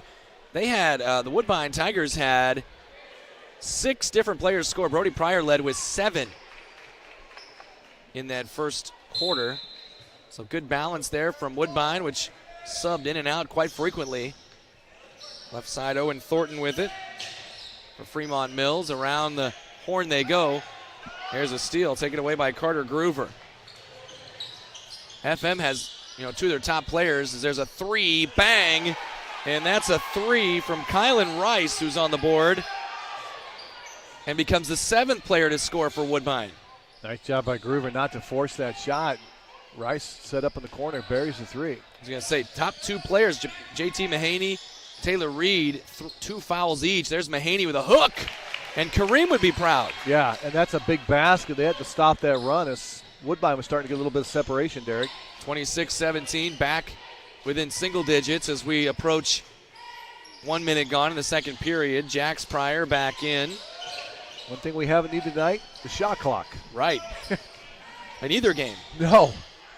Carson Kelly gets it out to Carter Groover for 3. That's no good. And rebound goes out of bounds. I would say maybe, the shot clock just being there has sped some basketball up this year. Rather than, taking a while to get into your sets, you're right into it. You got to go. The threat of the shot clock more than anything may be helping out. Taylor Reed, right wing, looking for a screen from Mahaney, and instead goes right, pulls up, floats it up, no good. Good rebound by Carson Kelly. Woodbine's done a nice job, really kind of limit one and done for the Knights. Carter Groover, start and stop, near the hoop, leaves it out to Brody Pryor for 3, no. Rebound Jax Pryor, yes, and 1. Job by Pryor, right place, right time right there for the big freshman. And it's a nice finish. I'll tell you what, Coach Bartles has got to like this squad here. A nice blend of some veterans and some young kids really stepping up, Derek. No doubt. 28-17. Woodbine with the lead. Jax Pryor trying to finish a three-point play. He does not. We could go out at halftime, go out on the football field and play a second half out there. Probably look pretty much the same, wouldn't it? Oh, yeah. There's a lot of football players out there with little football bodies for sure. But the shooting has been good too, so that's it. Yes. Owen Thornton, Ike Lemons, he's got a step, gets in trouble, brings it back out to Thornton. He'll try a 3, short. Rebound pulled backside by Carson Kelly. 2 minutes into the second. Brody Pryor underneath to Jax Pryor. He puts it in. A nice job by Reed, really not to pick up that foul. And Pryor, boy, he's had an impact here. 30-17. Jax Pryor up to 6. Brody, his brother, 7, so combined 13. There's a 2-point jumper. No Knights good. are getting some good looks, Derek. They just can't get some of them to fall. Yeah. Carter Groover, corner. Brody Pryor trying another 3. No good. There's Jax again, though, trying to force it up there. And was it tipped or no? Nope. Nope. You're going to say Fremont-Mills basketball. I thought that kind of changed angles on that, but not complaining. But good, nice minutes right there by the freshman, Jax Pryor. No doubt. Well-deserved break for a few minutes. That brings in Gavin Kelly back in the lineup now for the Tigers. Lemons, Thornton, Madison. Reed is out for the moment. Mahaney, Van Houtener's a 3 for Thornton again. No. And, went over the hoop, so it's got a... Again, not a bad look right there for Fremont-Mills, Derek. They're just not having some of those shots fall. They fall. It changes what you can do, and you can make some traction, but hey. Brody Pryor along with Kylan Rice, Gavin Kelly, Carson Kelly, who pulls up for 3, and Carter Groover. Van Houten pushing the other way. Still probing, and a wild shot, no. Rebound grab by Brody Pryor. Both teams kind of gone cold here the last minute and a half. 30-17. Here's a start and stop. Groover to the rim, lays it in. Well, he doesn't need much gap except to get to the rim, does he? No, he does not. Here's a jumper, no good. Rebound pulled backside by Kylan Rice. Yeah, I think if they get the ball back, I think Coach Zimmerman's going to call a timeout. A little quick trigger. Actually, they're going to get a timeout by Coach Bartles. Timeout, Coach Bartles. It looks like maybe our huddle camera has maybe turned off. We are connected to it. We're going to try to get that going again. Stay. America is choosing to be a healthier nation. That's why so many people choose a Health Mart pharmacy. Health Mart pharmacies are locally owned, and they offer a full range of vitamins, non-prescription medicines, cold remedies, and convenient items for you and your family. And when it comes to having a prescription filled, you can always count on your Health Mart family pharmacist to do it right. Take your next prescription to Oakland Pharmacy, your independently owned Health Mart pharmacy in Oakland. Health Mart, taking the time to listen and care.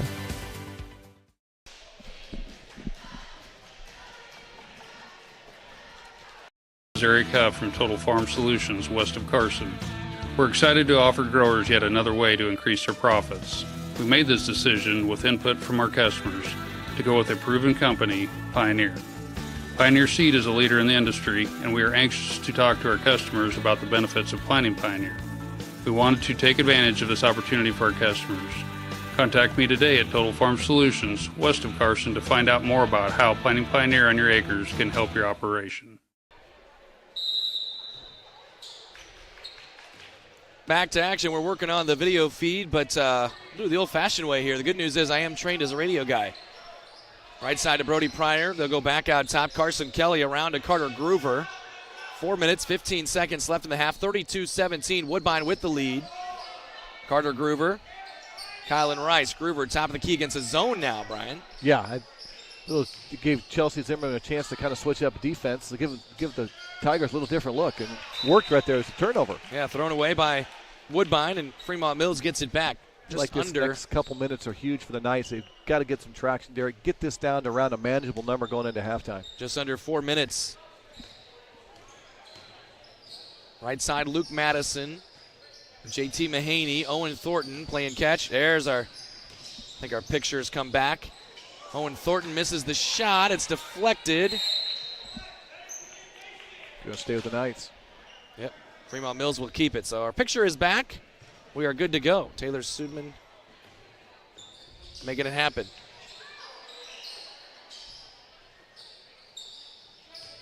Luke Madison in the paint. Throws corner to JT Mahaney. Mahaney tried to force it through. Oh, a shot Something clock. I didn't think we'd see. I didn't even recognize. Well, I don't think it reset after the deflection out of bounds. So it was about 22 seconds, and maybe the Knights didn't realize it either. So, all right. Well, 15-point lead for Woodbine. Back to that 2-3. They got to stop, but they obviously turn it back over. Brody Pryor going to try a long one. Bang! Well, if you're gonna play the zone, you got to come out and challenge shooters on the perimeter. 35-17. As Woodbine continues to shoot from outside very well. They've got 5 threes. Here's a Mahaney three, no good. Thornton with a tip, no good. Rebound, Kylan Rice. 2 minutes, 50 seconds. Carson Kelly, Carter Groover, spinning, turning. Good backdoor look for Kelly. Missed the shot, though. Long rebound. Tracked down by Brody Pryor. Another chance here for Woodbine and a fresh 35. Three-pointer Groover. Bang! Didn't need it. 50-50 balls right now going to the Tigers. They're on a nice little run here, Derek. 38-17. A second period, 15-2. And it remains that way. Well, they just cannot get a break of the Knights right now offensively. Groover. Kelly. Pryor. Said the hot hand here, the freshman Brody Pryor. Free throw line. Kelly. Brody Pryor thinking about that three himself. Long corner swing. There's Carson Kelly attacking the baseline. Back to Brody Pryor, who's in the paint. He'll pull up from 15. A little hard. Rebound. Grabbed by Van Houten. A better defensive sequence by Fremont-Mills. They got to get that offense going now. They're stuck on 17. And good roll by Van Houten. Missed the shot, but a foul called on Carson Kelly. Nice. Kept the drive kept the drive alive. Did Ike Lemons right there till Paxton Van Houten could kind of get to the rim. And again, didn't get the two, but the free throw's coming up. It gives you a little glimmer of hope here, Derek. They need some points here this last minute 42 before half. Yeah, this is 8 in a row for Woodbine. They're on an 8-0 run. And it was at 19-15 at one point. So it's a 19-2 run. Now 19-3. Van Houten gets the first free throw. And again, some of that was just kind of poor shooting by the Knights. They had good looks, just couldn't get some baskets to fall, and Woodbine was able to capitalize. And he gets both of them, does Van Houten, now 38-19. Woodbine might be a little bit more content, Derek, to run a little clock here before halftime. 90 seconds. Cody Dickinson back in. Around they go to Groover, driving baseline. Good feed all the way across to Kylan Rice. Dickinson, good movement to Brody Pryor. No good. And rebound out of bounds over to FM.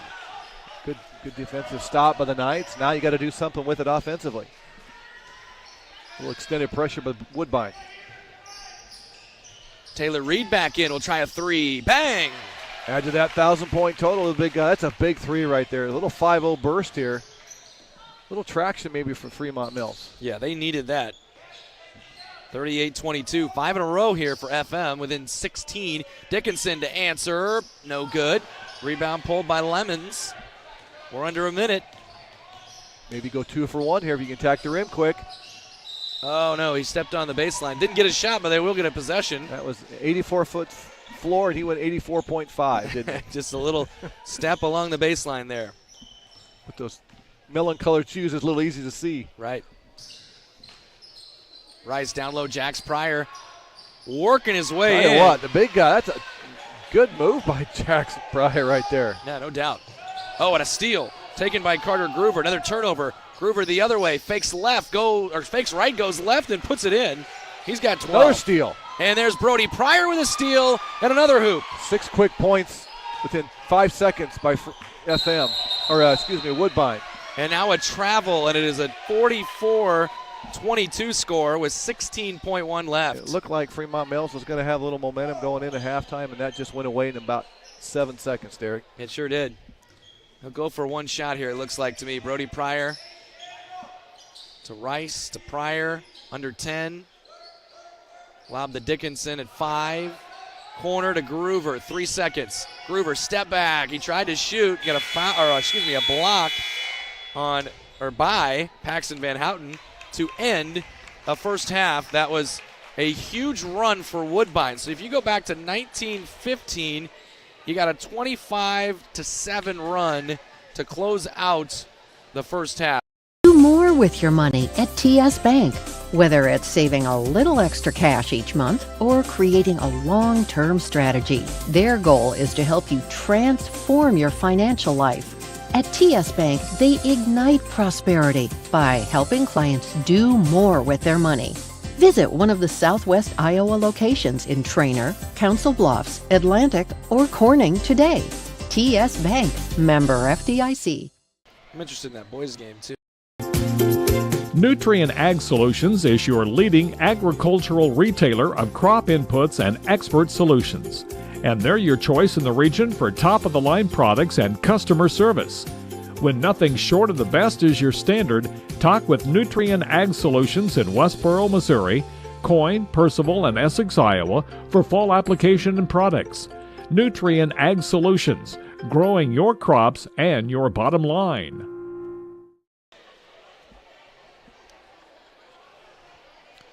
Back in our KMA Extreme, Derek Martin, Brian Bertini at Fremont-Mills High School. We were treated to an unbelievable game between the Fremont-Mills and Woodbine girls. Woodbine girls get the victory 67-66 on a late shot. 68-67 on a late shot from Addison Erickson. I thought I was just going off memory and I would kill it. I would nail it, but I guess I did not. Right now, Woodbine has doubled up on Fremont-Mills thanks to a 19-2 run during that between the first and second periods by Woodbine. And they've got 12 points each from Carter Groover and Brody Pryor. Got a nice 8 points from Jax Pryor off the bench. And then you've got 3 for Carson Kelly, Kylan Rice, Cody Dickinson, and Gavin Kelly, all on 3-point makes. So that's 1, 2, 3, 4, 5, 6, 7 different players have scored for Woodbine. Meanwhile, Fremont-Mills, their only real highlight has been Taylor Reed reaching 1,000 career points. He had 5 points, 7 rebounds in that first half. He had the 2 on the follow, which reached 1,000. Then he hit a 3 there late, which we thought might spur them on a little bit, which didn't materialize. JT Mahaney does have a team-high 6 points for FM. Ike Lemons has 5. Luke Madison, Paxton Van Houten, Owen Thornton all with 2 points each, and it's a 44-22 Woodbine lead. Yeah, and really the game kind of flipped. Fremont-Mills had gained a little momentum right there prior to halftime, and then within the span of about 6 seconds, Derek, it was 38-22 with Fremont-Mills with the ball, open court turnover, and a flurry of 6 points by the Tigers, and suddenly that little bit of momentum just kind of got erased quickly, and Woodbine feeling pretty good with a 22-point lead. No doubt. 44-22 the score. We're going to go ahead and mute our mics, and we will be back in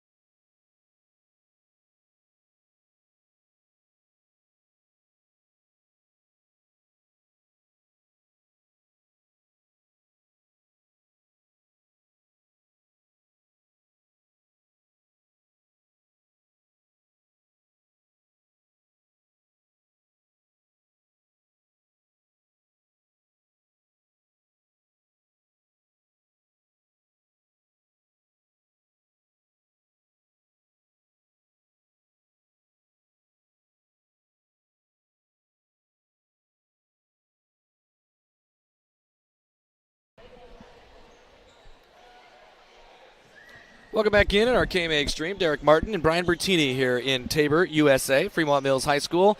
And a 44-22 Woodbine lead, and you believe, and I think everybody else in this gym believes, a very important first few minutes for Fremont-Mills here. Yeah, they're down 22, Derek. They had a chance to get it down to a manageable number, but 6 quick points in a flurry of 7 seconds by the Knights, or the Tigers. So what you need right now for Fremont-Mills, you need to stop and a score, Derek, get some momentum, and just chip away. Your goal is at the end of this quarter, I'd say get it to 11. If you can get it to 11 or 10, hey, anything can happen in the game of basketball, especially the shot clock.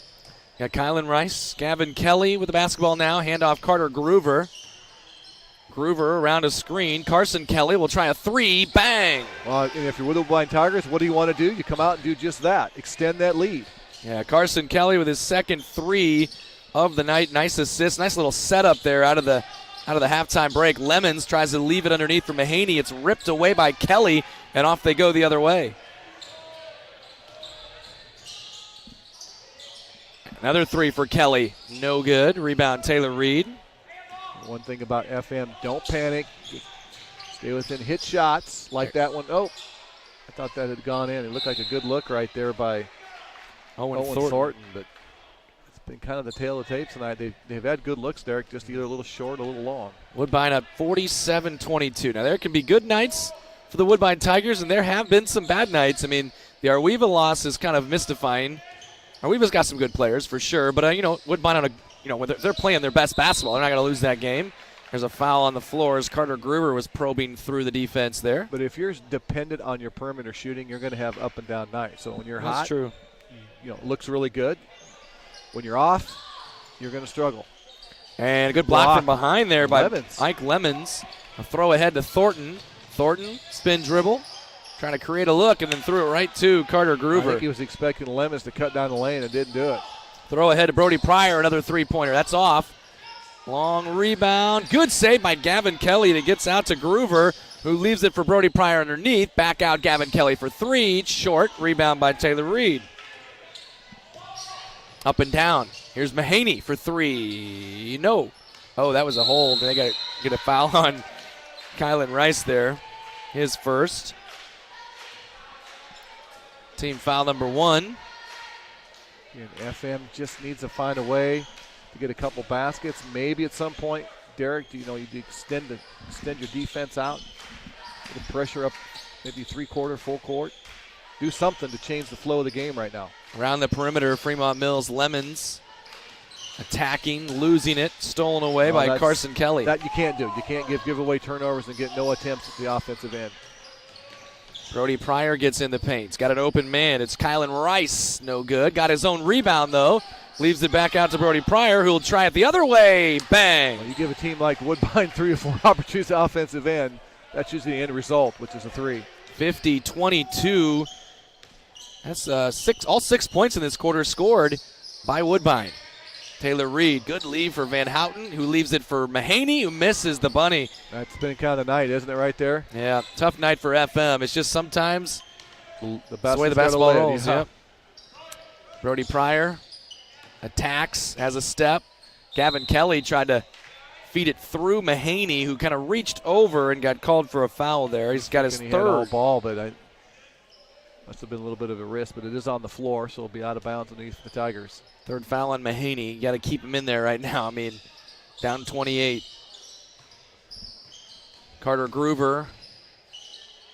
No look pass to Rice for three. Bang again. Wow. Oh, these guys can light it up in a hurry. And I tell you what, they like the confines of the Tabor gym tonight, don't they? 9 threes now for Woodbine and 3 in this period alone. I didn't hear a bang on that one. You did. It was there. Okay. All right. 53-22. Another steal for Pryor. Maybe subdued because you're kind of expecting it now. Yep. They're 4 away from a 35-point lead in the Mercy Rule running clock. And there's a good block by Taylor Reed, but it does end up in the hands of Carter Groover. Groover back out to Brody Pryor. Pryor attacking and scoring. Good job by keeping the ball alive by Groover right there and finding his teammate.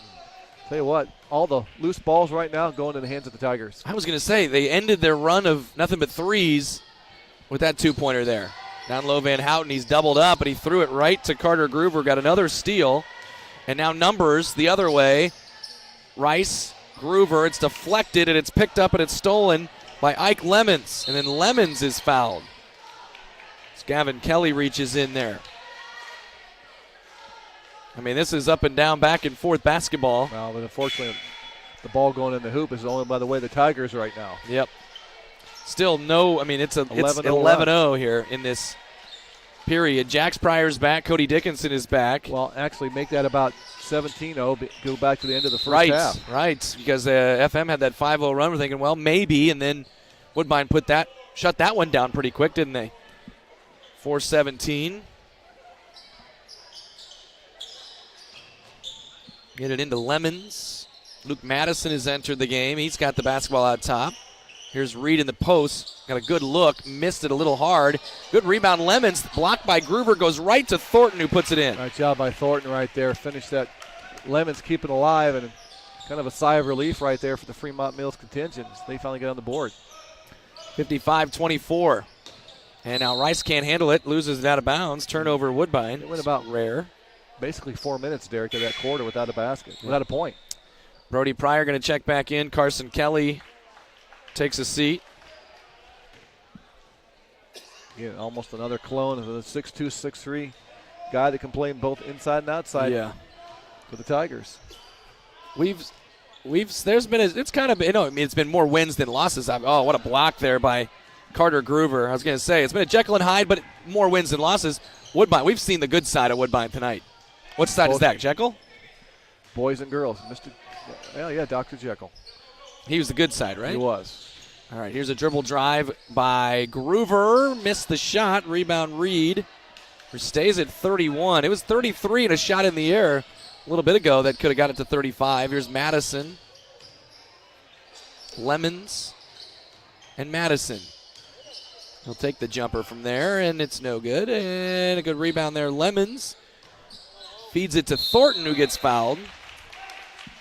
Got to like the hustle and intensity still tonight's showing, even though they're on the short end of the scoreboard by 31. Oh, yeah. Effort's been there. It's definitely a culture here at Fremont-Mills where you're never going to quit. By the way, Brody Pryor, freshman, as Thornton sinks the free throw. Mentioned too, Chelsea Zimmerman's assistant coach, Rod Williams. He's responsible for the one blue banner hanging on that side of the wall over there, Derek. He is. I was going to say, Brody Pryor, 17 points. He's equaled his career high. And we will be right back. A timeout taken by Woodbine. Stay tuned on our KMA Extreme. Legacy Mutual Insurance, your family's needs and success are our priority. That's our legacy. Bringing added convenience to our clients is important to us, and our new office at 614 Holland Avenue in Stanton does just that. It provides a central location for servicing our policyholders and our agents more efficiently. Find a local agent at legacymutualia.com and see how we've been providing farm and homeowners coverage in Southwest Iowa since 1870. Legacy Mutual Insurance, a Grinnell Mutual member, now located in Stanton.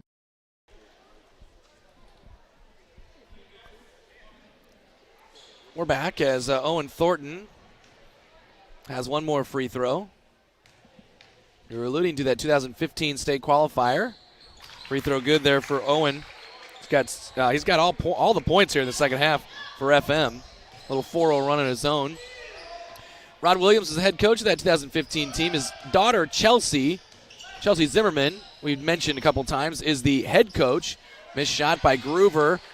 Missed shot by Pryor. Another chance here as Dickinson comes up with it. And underneath Pryor again. Pryor's got a good drop step, and he puts it up and in. That's the freshman working against the senior Taylor Reed right there, and the freshman got the better of him. So Jax Pryor.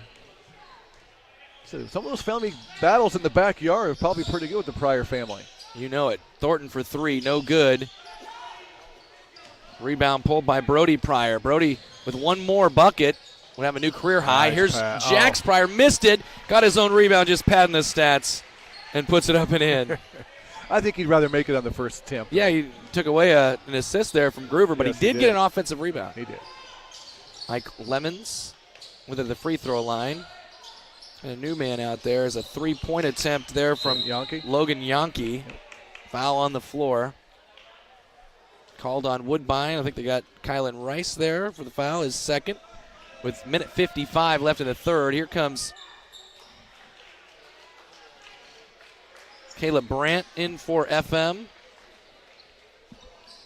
Kylan Rice goes out. Carson Kelly returns for Woodbine. And Brandt wasn't looking. Yankee was trying to get it into him. It's a turnover, FM. Trying to run a set play, bring the guy to screen, pulling back in the low block there. And he wasn't, as you mentioned, wasn't quite ready. All right, at 33 again, they're a bucket away from that mercy rule running clock. Long swing over to Brody Pryor. Good defense, Van Houten there. Dickinson. Pryor. Oh, big screen from Gavin Kelly. Made it out to Carson Kelly. To Dickinson. Long three. No good. Long rebound. Groover. Misses. And rebound grab by Van Houten and off and running. Lemons attacking. Good leave for Brandt, who puts it up and in. Nice hands by Caleb Brandt. That's a tough angle, and he went up strong, got a basket. So they avert that 35-point rule, and we play on. Yep. Here's Groover, open three. No. One of the few that he's missed when he's had that good of a look. Yeah. Rebound Van Houten, who's active on the glass. And his hands are all over the place on defense, too. He's been great there. Thornton going to try a long three. Yeah, it's good. That was good defense by Carson Kelly on the closeout, but Thornton a little bit better on that little 5-0 run here. Got it down to 28. You know what we call this? 9-0 in the fifth inning. 3-second violation. 34-0 in the or you're up third quarter. You're up 13-0, and you're as a visiting team, and you're hoping that in the basketball, baseball, you just hold the thing, and then the other team scores 4. Yep. 15 seconds here. Oh, good leave underneath Brandt from Yankee, who leaves it for Van Houten, but it rolled out on him. Got his own rebound, missed again. There's Brandt with another chance and a foul on the floor. Caleb Brandt throwing his size around in there. Paxton Van Houten missed a gimme putback right there. Yeah. I got to say that was on the shot. Huh. I don't even remember that there was a shot. Do you? I think he was coming down with the rebound. Yeah, and the shot then came after the whistle. Free throw by Brandt's no good. Well, maybe I'm misremembering. I probably am. This is a good crew out there tonight. Next one up and good. Brandt goes 1 for 2. He's got 3 points in this period. Lead down to 27. 3 seconds. 2-1. Groover at half court. No. To end a third period that, you know what? It was pretty dominated by Woodbine, but it ended up only a 15-10 period. They're up 59-32. Since 1892, Malvern Bank has been building community from 404 Main Street in Malvern, Iowa. For generations, Malvern Bank has been serving local businesses, families, and farms to help them achieve their goals in every step of their lives. From saving for college to planning for retirement and everything in between, Malvern Bank is your full-service community bank. Call, click, or stop in today to apply for an account, loan, or credit card. Malvern Bank, we build community. Member FDIC, Equal Housing Lender. Josh with Shore Motor Company in Clarinda to remind you that we are your local Chevrolet, Buick, Jeep, Dodge, Ram, and Chrysler dealer. With straightforward pricing, transparent trade appraisals, and no finance manager to deal with, we make your purchase the easiest you've ever experienced. That's our promise to you.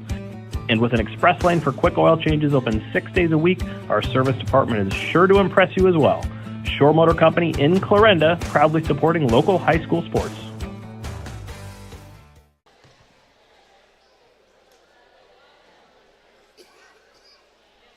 Welcome back on our KMA Extreme. It is Fremont-Mills trailing going to the fourth period, 59-32. Woodbine has been impressive tonight. They have made 9 threes. They've got 12 steals. It's been the threes and the Ds. 3 and D, right? Yeah. There's a steal. And it's come from a variety of guys. It's not 1 or 2 guys. They spread the wealth around pretty good tonight, Derek. No doubt. Carter Groover has 12. Brody Pryor has 17. Jax Pryor has 12. Well, the there was a time there where the Pryor family had outscored FM on their own. Battle for the board. Grabbed by Paxton Van Houten. Lemons around to Thornton, who's going to try a three. It's short. And it's on the deck, and guess who comes up with it? But Paxton Van Houten again to Yonke, who got hit pretty hard on the face. Carter Groover over to say he's sorry, didn't mean to do that. Yeah, he just swiped at it, hope he get the ball, and ended up with Logan's face. Yeah, and Carter just looked to the Woodbine bench and said, I need a break.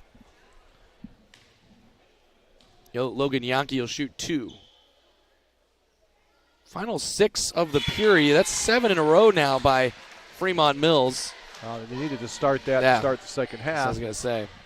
Kind of a quarter too late, but better late than never. Maybe not in this case, though. Well, but at least, even if they come up short, you have something to build on, Derek, as true. you get ready, because there's games coming up, and their next one's tomorrow night against a Sydney team. Okay. 26-point game. It's a nice thing about midseason. You can rebound quickly. You can kind of put that loss behind you or move on to the next one. Good lead for Kelly from Gunnar Wagner. Gavin Kelly is up to 5 points. Good pass from Gunnar. 61-33. Here's a three for Thornton. Trying to get it going. No good, but a rebound by Van Houten, and then tipped and stolen away, taken by Kelly. Yeah, Carson. Added to the steal total that you talked about. Carson Kelly with the steal there. Here's a drive for Pryor. He missed the shot. If he would have made it, I'd mentioned this, it would have been a new career high for him. Then he commits a foul. He's after like, the miss. how could I miss? I could just see watching. He goes, how did I miss that? And then the frustration foul, which Coach Kyle Bartles reminds him that, hey, that's something you're going to grow on right there. Don't follow one thing with another mistake. Foul is his first.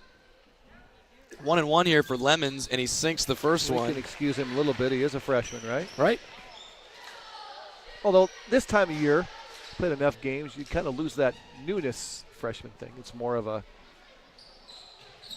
more experiences, the more opportunities you have to go through those, the more you gain. And sometimes you just want to get your name in the book for a foul. That was his first one. It was like, hey, I played this whole game and I haven't committed a foul yet. Got to show coaches I did something. Yeah. Those 17 points also were something. There's a foul as Carson Kelly went up and got hit on the elbow. And they got JT Mahaney there. His fourth. He's had a tough night with the whistles. Yeah, he kind of one of those wrong place, wrong time scenarios. Well, we said that as Carson Kelly sinks the free throw, we said the boys had a lot to live up to after the girls' game, and I don't know if they could have followed that. It's a tough opening act to follow for sure. That was and it was just great game. Back and forth affair. Both squads just wouldn't go away, and that little final flurry by the Woodbine Tigers was only the difference. Yeah, they scored the final 7 points. Otherwise, we'd be talking about a huge statement win, signature win for the Knights. I think there was a statement made anyway, but man, you'd love it. Obviously, I guess it's a win or lose game, right? Yeah, it's kind of a pass-fail thing, but you want that feather in your cap of saying, we knocked off the number 10 team. But, yeah, did everything right. Brody Pryor searching for that new career high. Around they go. Gunnar Wagner to Brody Pryor. See if he can take Caleb Brandt off the dribble. He does. He floats it up. No good. Long rebound grabbed by Gunnar Wagner. Another chance here for Woodbine. Down low, Kelly. Brings it all the way back out to Carson Kelly. Bang! What a shot. Out there by the volleyball attack line, wasn't he? Holy cow, that was – and he was kind of leaning back a little bit. 31 points, the lead here for Woodbine. Carson Kelly's into double figures with 11. Good ball movement here for FM. They've done a pretty good job moving the ball against the zone since Woodbine went into it. Luke Madison, he threw it away. Stolen by Brody Pryor. Might be getting it here. Pryor to the rim, puts it in. He's got 19 and a new career high. Nice job by Brody to shield the defender and not get in the way and finish. You can call him Brody. You can call him, I think his Brody. given name is Broden. Broden. They do call him Brody, though. Kylan Rice, another steal and another layup. And that'll do it right there. That makes it a 35-point lead for FM. And a timeout taken for Woodbine. And we will take one, too. Your place at Northwest Missouri State University. From day one, experience a university like no other. In the classroom, you'll find career-ready academic programs and hands-on learning, not to mention championship sports teams and clubs. Find your passion and your people. Plus, textbooks and a fully loaded laptop are included in your tuition, with $19 million in scholarships and aid available. They also have a 97% placement rate. Visit nwmissouri.edu to apply today. Northwest Missouri State University, where Bearcats connect.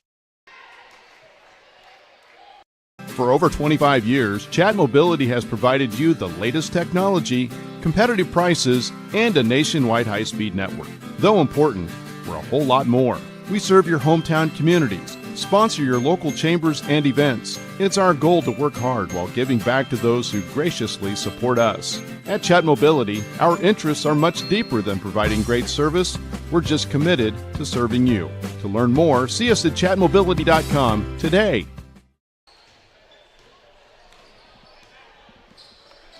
Back at our KMA Extreme, we will have a running clock the rest of the way, except for on free throws and timeouts. 70-35, and injuries as well. Throw that out there. Here's Thornton for three again. That rattles in. Thornton has 12. He's the first player in double figures for FM. He's not bashful about shooting. When he gets his feet set, he's got a nice stroke. Here's a long three on the other side, and Carson Kelly's feeling it. I think he was like near the bench, wasn't he?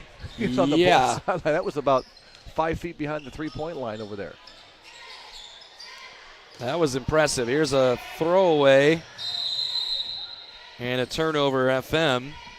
It's been one of those nights. It kind of started rough for them. They hung close. They were win 8. You mentioned one time 19-15. Yeah, and there was a 19-2 run right after that. So the first 19, they kind of answered. The next 19, not as much. Like I said, that little flurry to start end of the first half and then to start the second half just really kind of took the wind out of the sails for the Fremont-Mills Knights tonight. Working it around with Carter Groover going to the rim, puts it up and in and one. As Carter Groover adds to his total, he's got 14. And that'll be it for many of the starters. Looks like Woodbine's going to be bringing in some reinforcements here. The game's coming up again. The Fremont-Mills Knights in action tomorrow night here tonight, or against Sydney tomorrow night here in Tabor. The next game for the Woodbine Tigers next Tuesday at Glidden-Ralston. Okay. So got the Friday off. Looks like they'll have a good, fun weekend then. Well earned. What is going on here? Carter Groover missed a free throw. Second one, isn't it? Second missed free throw tonight, coming in at 83.5%. He's gonna go home and he's gonna say, "Hey, we may have won by 30-some. I may have played a really good game with two free throws, 14 points, 6 assists, 6 steals, 3 boards, 2 blocks, but those free throws are going to eat at him, I bet." He strikes me as the kind of kid that so you go out and practice. Keep working, right, yep. Maybe has a basketball court in his barn or something like that there in Woodbine. Maybe another, remember Deb Remerdy, the great shooter from her that made 800 and some in a row? Yeah. On national TV, no doubt. Right. She just kept on shooting them, kept on making them. Best shooter I ever saw, boy or girl.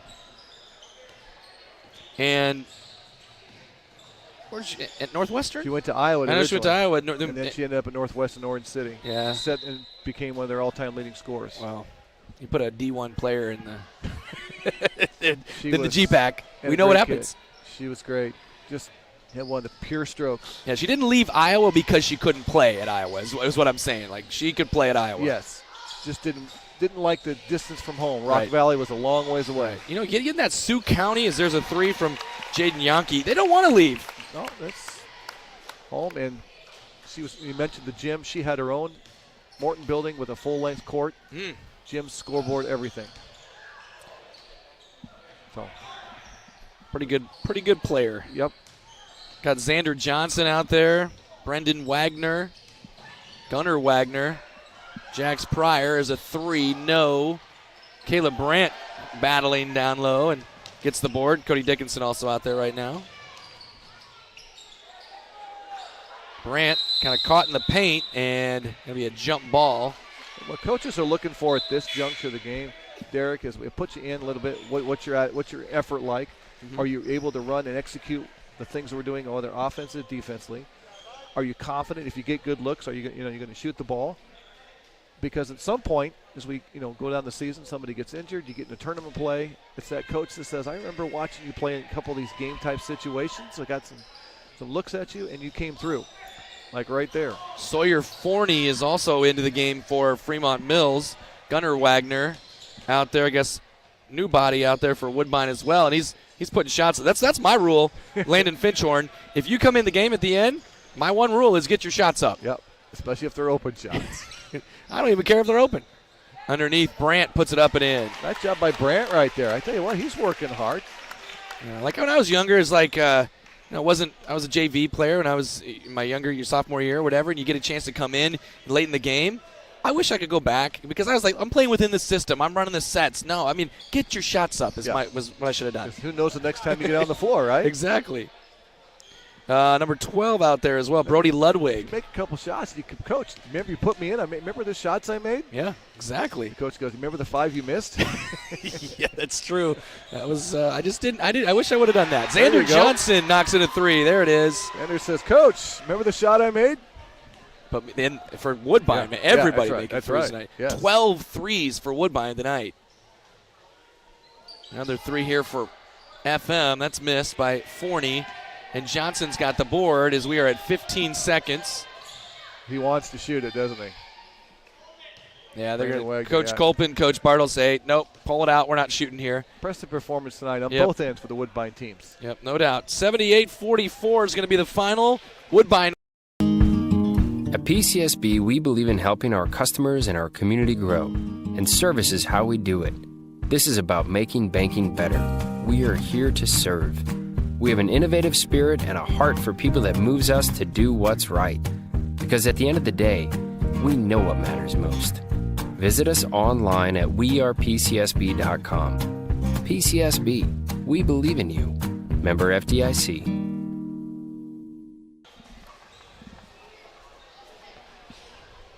Well, Woodbine gets the sweep. The second game, much different than the first game. Woodbine girls won near the horn to win by 1, and then a 78-44 victory here in game number 2.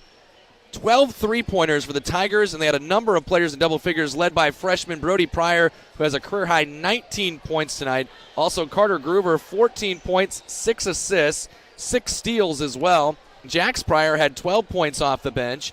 14 points from Carson Kelly, who got hot there in that fourth period even. Kylan Rice had 8 points as well. Gavin Kelly scored 5 points. Really balanced performance for Woodbine. Only player in double figures for Fremont-Mills. That was Owen Thornton, who had 12 points. Also want to note the night for Taylor Reed, who ends up with just 5 points. He does have 10 rebounds, but goes over 1,000 career points for his career there early in that first period. We mentioned at one point 19-15, but then the next 19 for Woodbine, Fremont-Mills only scored 2, and that was all she wrote in a dominant win. Yeah, and there was a little glimmer of hope for the Knights right before halftime. They closed within. They had a chance maybe to get it down to like 12-13, and then a flurry in a matter of 6 seconds, 6 points, and it went from a close game to 22, and then quick points right out of the half, and all of a sudden the game just got away. And once it does like that, the floodgates open, Derek, and not much you can do. But good effort tonight. The good thing is Fremont-Mills gets to bounce back tomorrow night in Sydney. Get a shot at Sydney Cowboys. And it's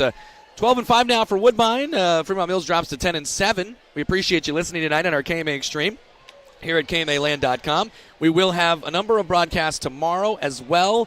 East Mills Riverside, you'll be there with Nick, right, in Correct. Oakland for a doubleheader on our KMA Extreme. Plus, Central Decatur visits Southwest Valley with Ethan Hewitt. Trevor is on his way to Sioux City. Well, he will be eventually for the Super Regional Girls Wrestling.